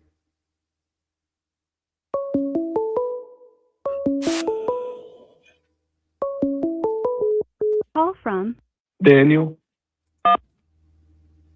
You're on all. Ready to Jeff, state your name and repeat your rep. Hey, this is Daniel repping the Detroit Lions. Hey, what's going on, man? I saw you in the chat there. Yep. I figured I'd give you a ring when you started reading that comment off. Just had to get to it. That's all. It took me a few minutes. What's up, Martinez? I know someone's just trying to call in right now. Once we get Danny off the line, if you want to call back after, I can't put you on hold. It just doesn't work that way. I will take your call when you call back. So go ahead, brother. What do you got to say? So I guess I called so I didn't hear your answer, but what do you think it takes for the Lions to get Max Crosby? I know it ain't gonna be cheap. I would assume a couple first rounders, but I mean, I guess I haven't read too much. You're the expert out west out there. Sounds like he's pretty unhappy. Wouldn't call him an expert, but I think at a minimum it's going to take 2 first rounders. Obviously, this year's first rounder, and obviously the 2027 first rounder. I mean, the one thing that helps the team that's going to get him in any type of trade is his contract is like I said a few minutes ago. It's an extremely team-friendly contract. I mean, if we were to trade him to, say, the Lions, it would probably have to be your first rounder this year, your first rounder next year, maybe a second rounder this year too. I mean, it's all on what teams are going to offer is how I look at this. You know, like I know some people are like, oh, we need to trade him to a team that's going to give him the best chance for him to win a Super Bowl or whatever. And I'm like, screw that. He goes to whoever's going to give us the best return for our buck. You know, Yeah, he goes to the highest bidder for you guys. Yeah, I mean, well, I don't care if we sent him to the worst team in the league, which if that's the case, he's right back with us. But I don't care if we sent him to the New York Jets. You know, if we're gonna get 2 or possibly 3, because they got so many first rounders next year, they can really be big players in this draft game. Yeah. If they really want him that bad, they may give up 3 first rounders. You know, 1 this year and 2 next year. You know, I'd be more willing to take the picks for next year, to be honest with you, so we can really move around that first round next year. You know, if we don't get our quarterback this year, then I see us doing it next year. But yeah, I think it's going to be at least a minimum 2 first rounders, and then whatever else we do beyond that. If it's a second rounder this year, you know, there's a lot of different options. Yeah, build up that war chest, draft around Mendoza or whoever you guys end up taking. Yeah, but hey, I won't keep you too long, man. I appreciate it. Doing great stuff, man. Love listening. How bad is it? Let me ask you this: being a fan of Detroit, you live up in that area?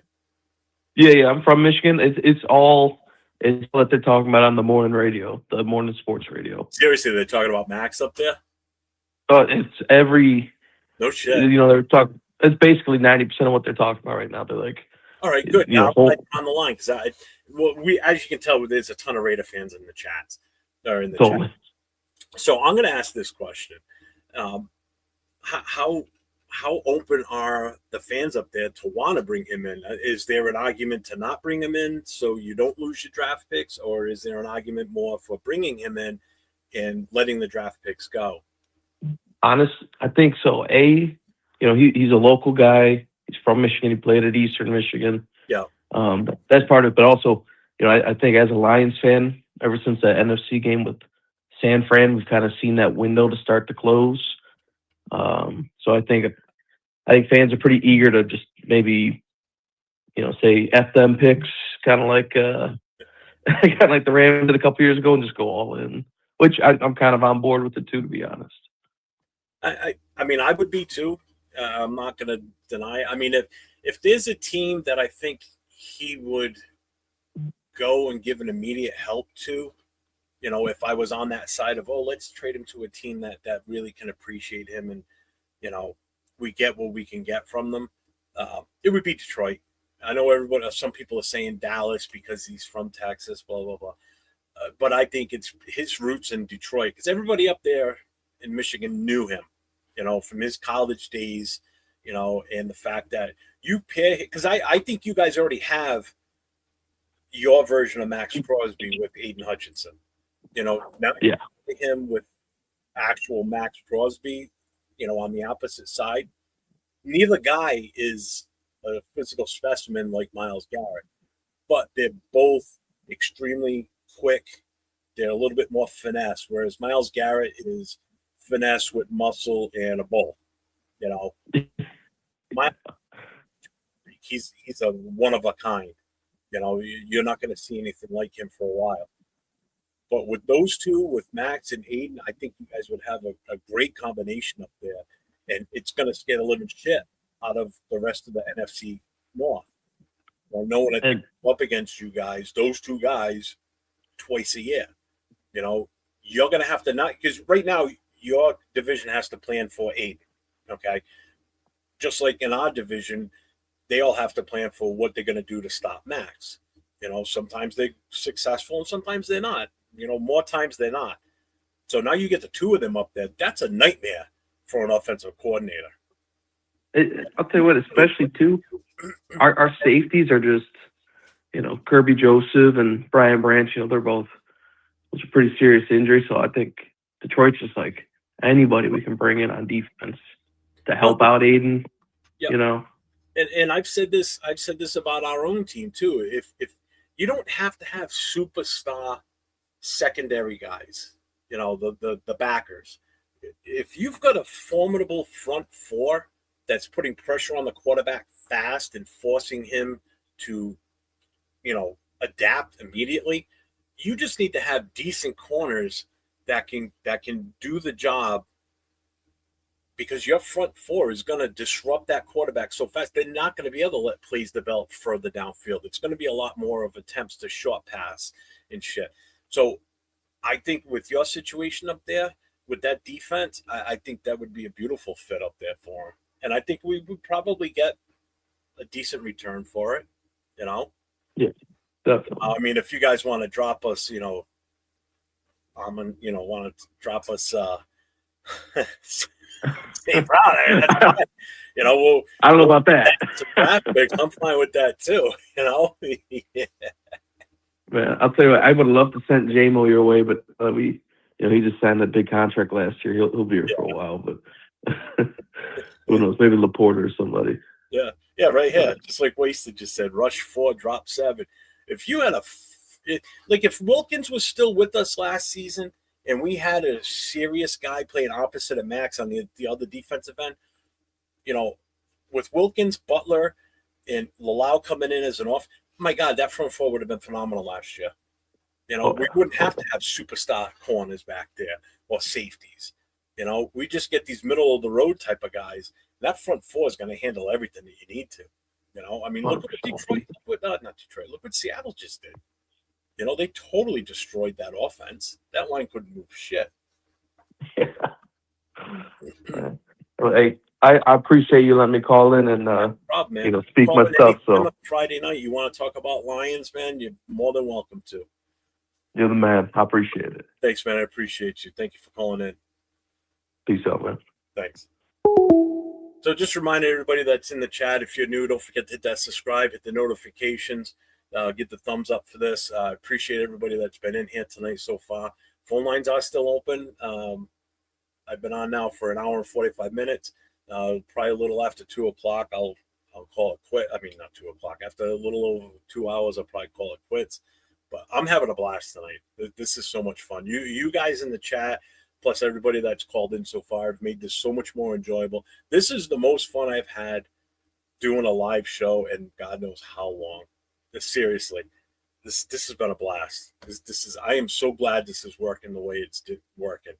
This is fun, and we're gonna repeat this again tomorrow night. But we're gonna do strictly Raiders talk, so all Raider fans can definitely pop in tomorrow night on the phone, or even maybe I'll open it up to let you in the studio. But as of right now, definitely phoning in tomorrow night. So this is gonna be fun, man. This is good. I'm loving this. Napman says, I want it to be very clear, 401 Raider Jeff, Wasted, Graphic, Mitch, and many others pushed me in the way of creating my own content. I think it's momentous. Well, I'm glad you did, man. Man.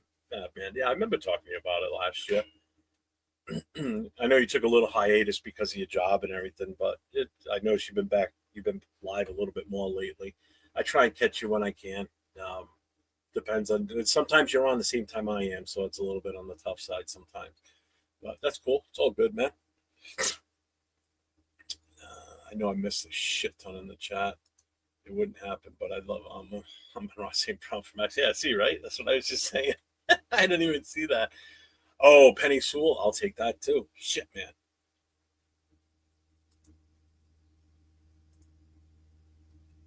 Fuck you, Jason. There it is. I finally got it in there. I think if something happens, it might be around the draft. Yeah, I agree with that too. If we're still talking the Max thing, there's so many ties to Detroit. I can see it.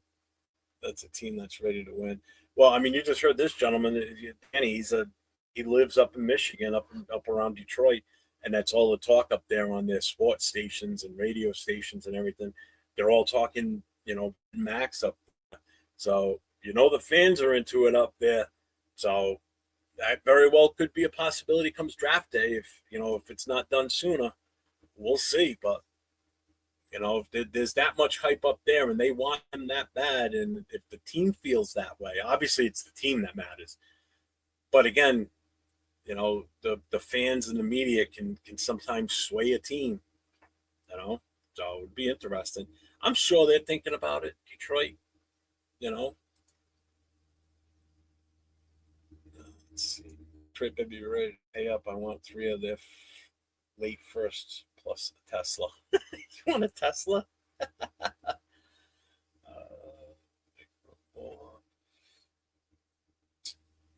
Let's see. I got a question for you. If it's been a hot minute, how is Andy doing? Love the kid, Nope. Hold on. Call from Zach. You're on with 411 Raider Jeff. State your name and the team you rep. Sacramento Raider Mike here, man. I'm loving my Raiders. Mike, what's up, brother?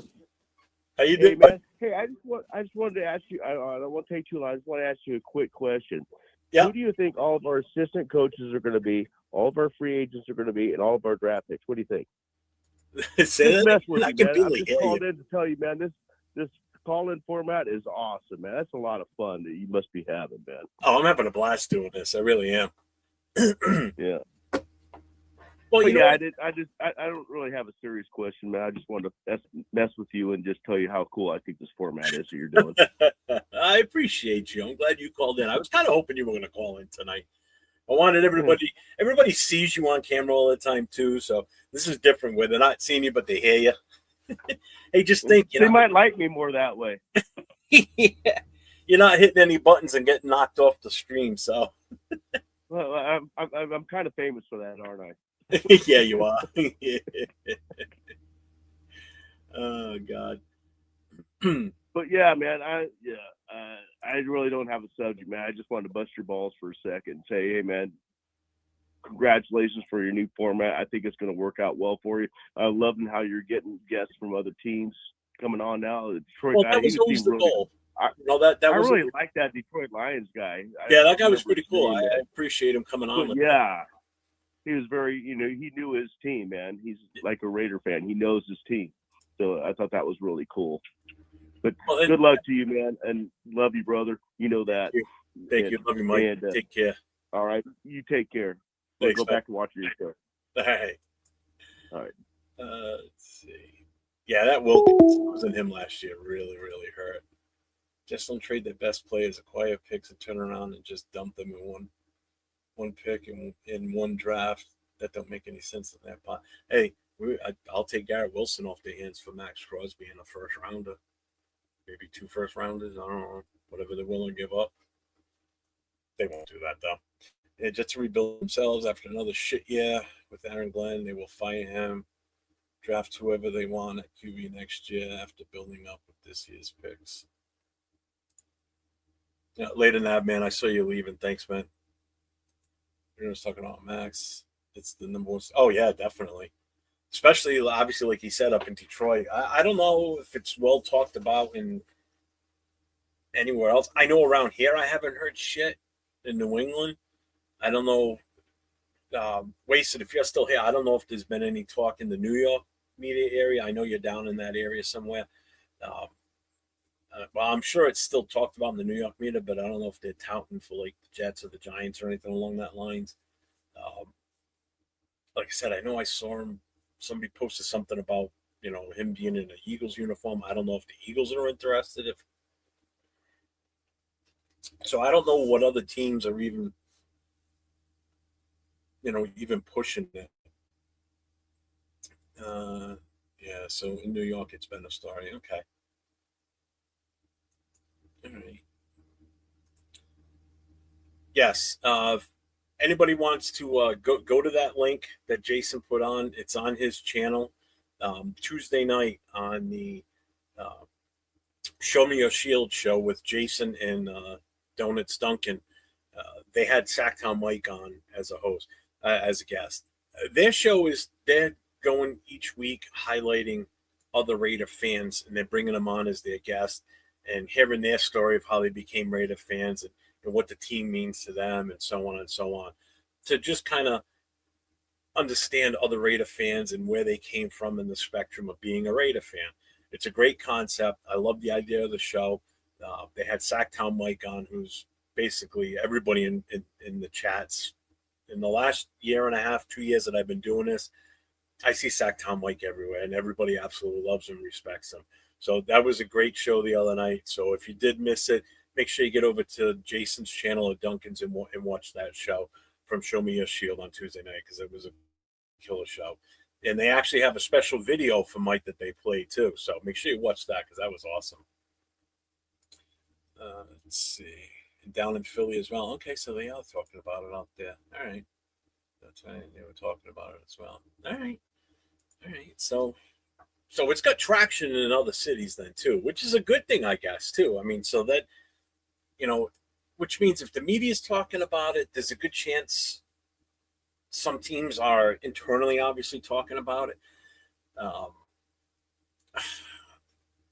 think this has got legs. I really do. I think this is a serious move that may actually come to fruition.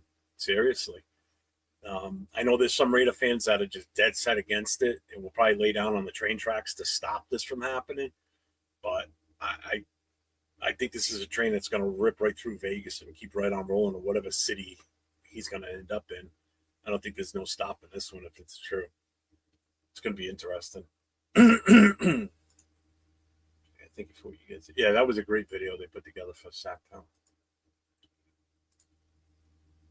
1 to 10, what do you guys think? I think right now it's probably about a 6-7 chance out of 10 that he goes. I know the whole talk is still fairly fresh from what went down last week with Glazier and everything, and Crosby having supposedly his take. And I think what's going to be the final thing on this is I know we did this Wednesday night. Jay from Just Raiders Baby pulled it up on the screen. About how it's what the hell's the guy's name? The trainer there. How he owes him an apology or something to that effect, because it was his decision. Then why they shut Max down for those last 2 games, So I don't know. So when you say how, you mean like Howie Roseman from the Eagles? If he's all in, I think they could definitely make a move then. Wow, Bueno, you're up to 8 to 10. We move off Crosby, huh? I'm over halfway there. I mean, in my head, I'm like, oh, it's a 10. Let's go. Let's move him. I'm ready to move him. But if right now I'm judging on the possibility of it really coming to fruition, I'm still at a 6-7 in that rate, and not the 6-7 crap.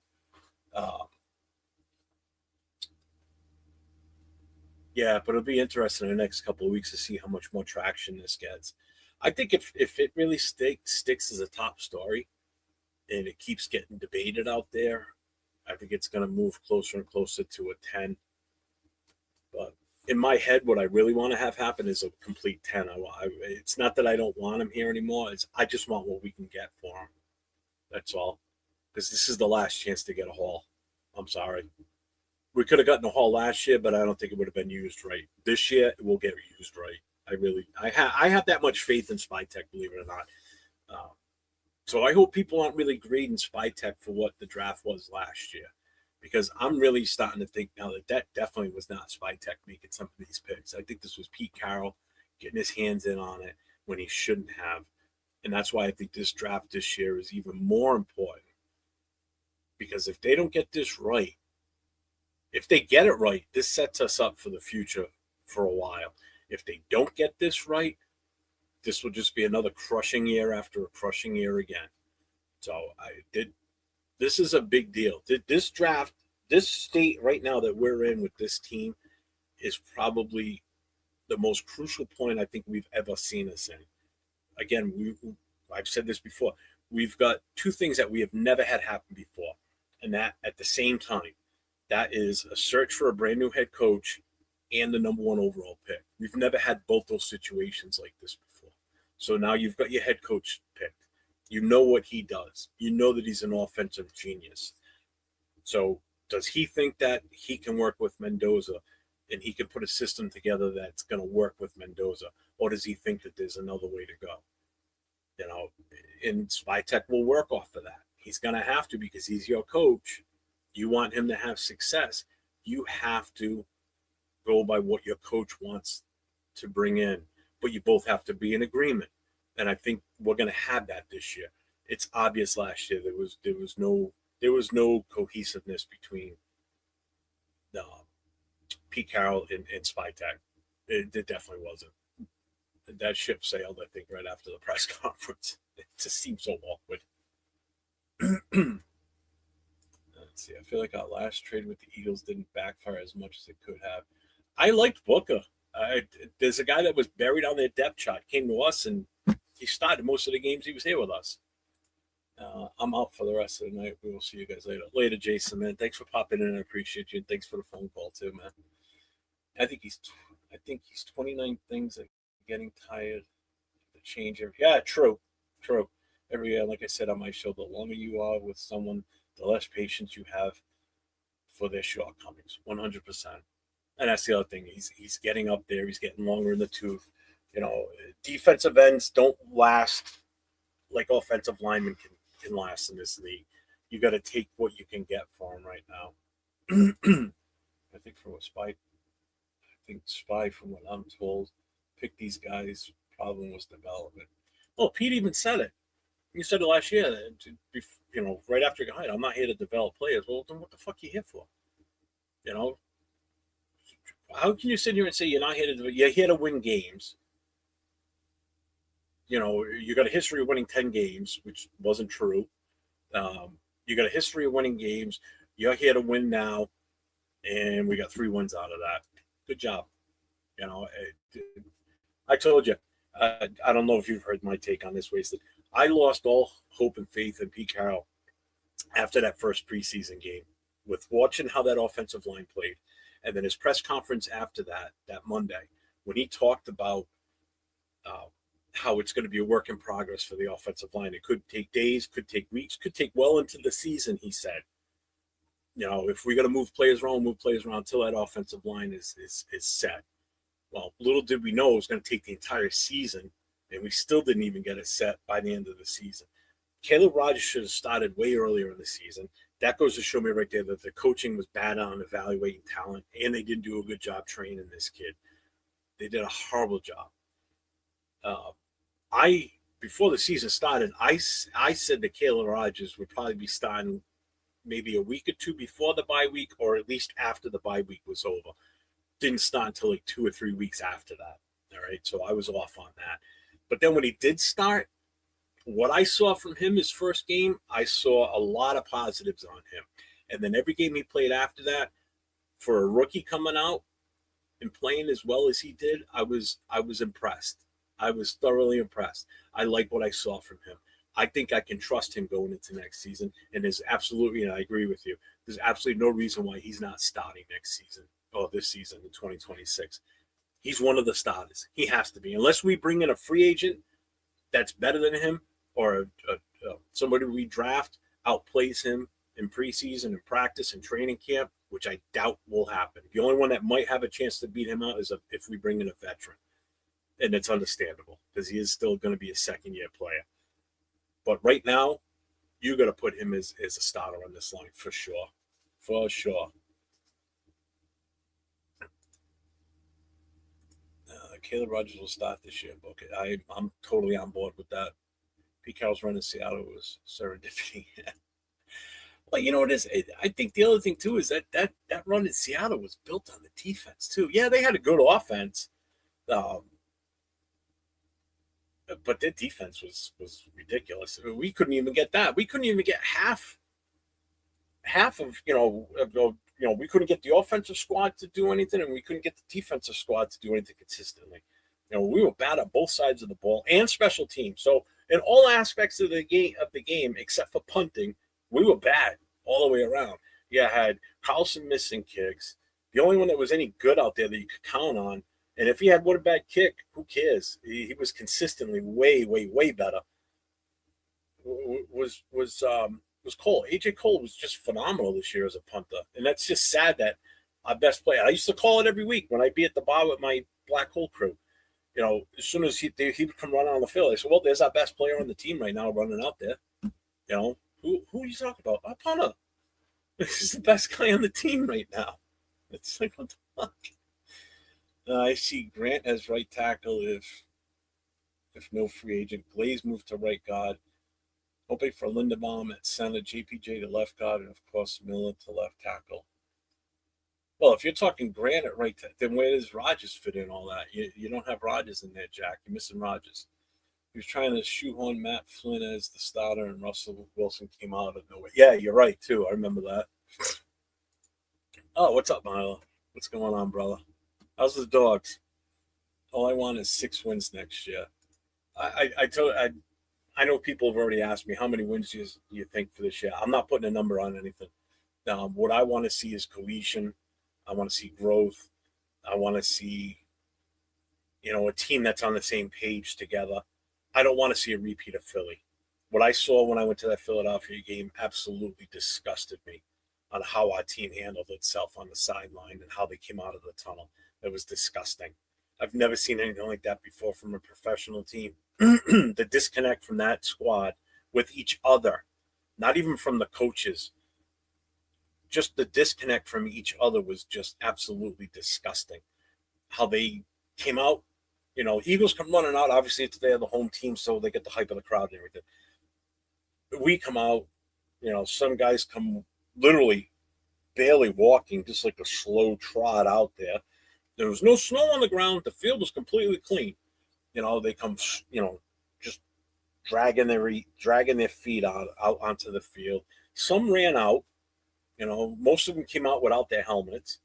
And then after every series on defense, Max would come off the field, but he would sit at the farthest end down the bench, away from everybody. Nobody would walk over to him. He didn't even go and sit with the defensive unit. Nobody even talked to him. He sat down there by himself the entire game, down there by himself. The vibe from the team on the bench was just absolutely atrocious, and it showed on the field.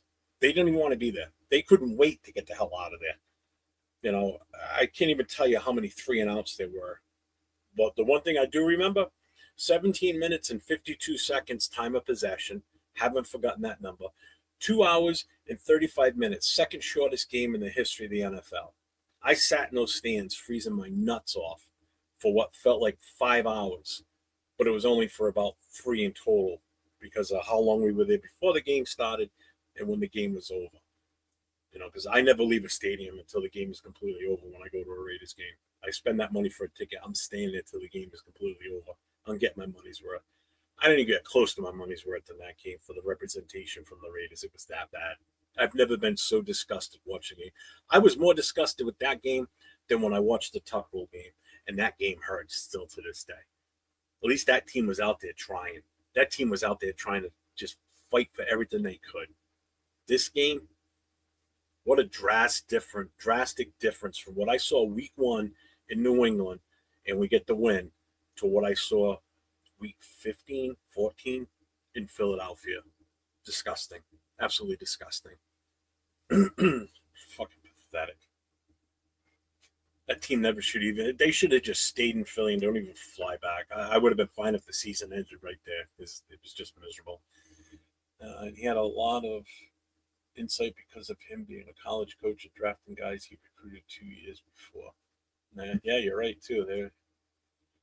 I just hope Pete Pete's incompetence didn't cause long-term effects on young. I don't think it did. I really don't. I think the players on this roster, the younger guys, hopefully see the writing on the wall that it's going to get better. We're making the right moves. We took our time with hiring a coach. We didn't just jump at the first one that was available. This was obviously the guy that we had selected number one overall. It's what most of us really wanted as fans. I didn't see very many other than him being thrown, the name being said out loud. So, so you don't think Caleb Rogers should start then, Jack? Seriously? You got your guys mixed up because Grant's the one that got in later in the season. Caleb Rogers is the one that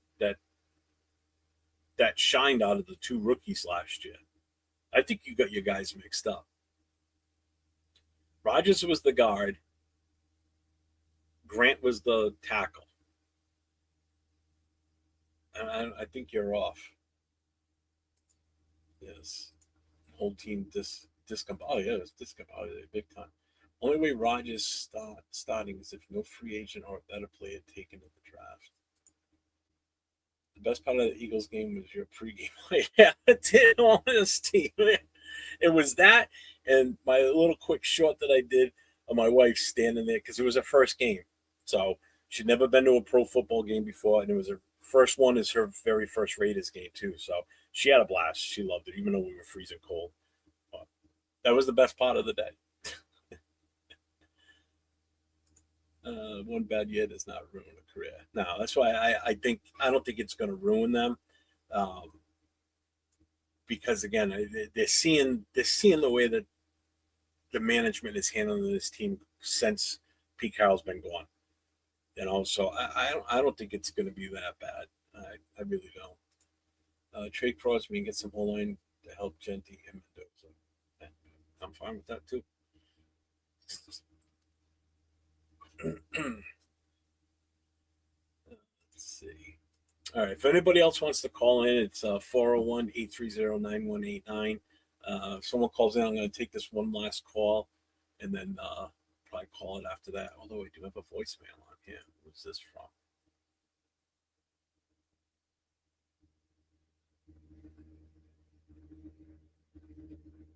You know what? I'll listen to that one tomorrow. I'll do that on the Raiders call-in show tomorrow night.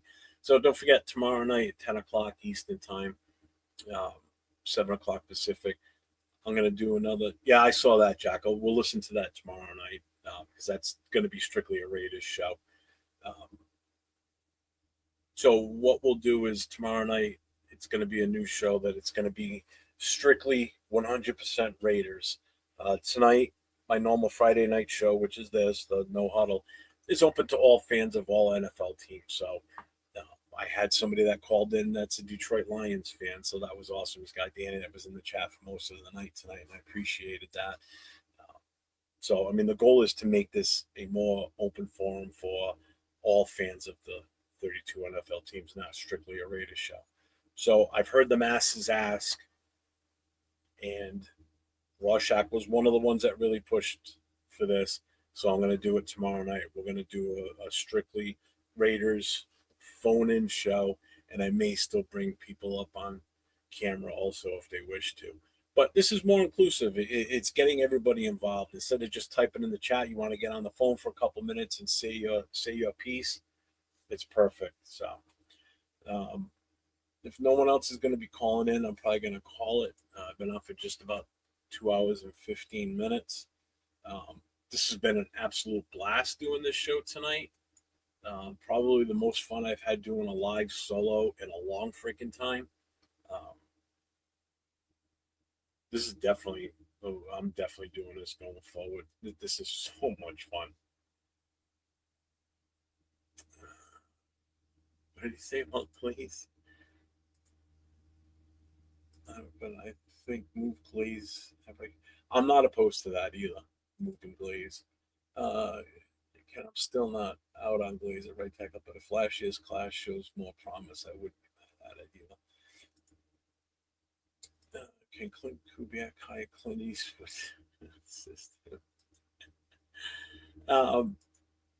But getting back to that, I think a lot of Glaze's downfall last year was definitely the coaching, 100%. You know, how did he go from being so decent the year before to just falling off so bad? And now we know the coaching just wasn't there. The coaching was horrible. You know, my screen just freeze. Can you guys still hear me? I think I'm having the same. Wasted had problems the other night. This shit kept freezing on him. He'd be talking, but his face would be frozen, and he was still. You could hear him, but you couldn't see him moving. Let's see. Colton's getting older, and he hasn't played a full season in a while. Maybe we should start looking. Oh, I've already said this. We need to seriously start looking. We need to start looking for a replacement for him. We have to. We absolutely have to. And if it means bringing in a younger guy right now as a free agent, or drafting a bona fide best left tackle that's available at the time we're looking to do this, then you go grab him. You know, get him behind Colton so Colton has time to, you know, to help this kid learn, to get him to the point where when Colton's contract runs up, do we re-sign him, but he stays as a backup, as depth, or do we just let him go by way of free agency? You know, these are decisions that need to be made. They're going to be tough decisions because everybody likes Colton Miller, you know? So you got to prepare for the future. Just like every year, no matter who's our quarterback, every year we should be drafting a quarterback, no questions asked. We should always be drafting one. You should always be bringing one in because you don't know when you're going to hit on one. You know, we may draft Mendoza this year and then still take a quarterback later in the draft, or take one next year. For all you know, he may outplay Mendoza. And then next you know, Mendoza's not starting. It could be anything. Look at Tom Brady. You know, he got in there because of a luck chance that Drew Bledsoe got hurt, you know. But look how good that turned out. You know, it's shit like that. Brock Purdy, last pick in the draft. Nobody expected him to even make the roster, let alone be the starting quarterback. You know, shit like that happens. It happens more than you think sometimes. These quarterbacks, someone just clicks somewhere along the line and they just become better than what you thought. You know? So, fucking tail rider. Not bad. I'm not out of it either, bro. Brendan Carroll sucked. Yeah, he did. But, all right. I think I am going to call it. So I am going to close the phone lines down. Voicemail will be open. So anybody that wants to leave a voicemail for tomorrow night, feel free. Again, you can call the 401-830-9189. Leave a voicemail. We will listen to it tomorrow. Jack, I have yours. I will listen to it tomorrow when we start the show. So, yeah, I got nothing. It's been a great show. I appreciate everybody that's been in the chat talking it up. Wasted talent. I appreciate you being here, man. That means a lot that you've spent the time in here and talking it up in the chat. I totally appreciate that, man, and I thank you for the super chat too. Thank you to everybody that phoned in and helped add to the show. This has been awesome. You know, this has been tremendous success in my opinion. I think this has been so much fun. Thank you, Bruno. I appreciate that. And you know, you guys are all part of this. You know, you guys call in and just add to it, and it makes it even funner. And we'll have some good fun tomorrow night too, for sure. Zach Talon, 144 minutes. Support. He's on in 44 minutes. What do you mean? On in 44 minutes. What's he got his own show? He doesn't have a channel. What are you talking about?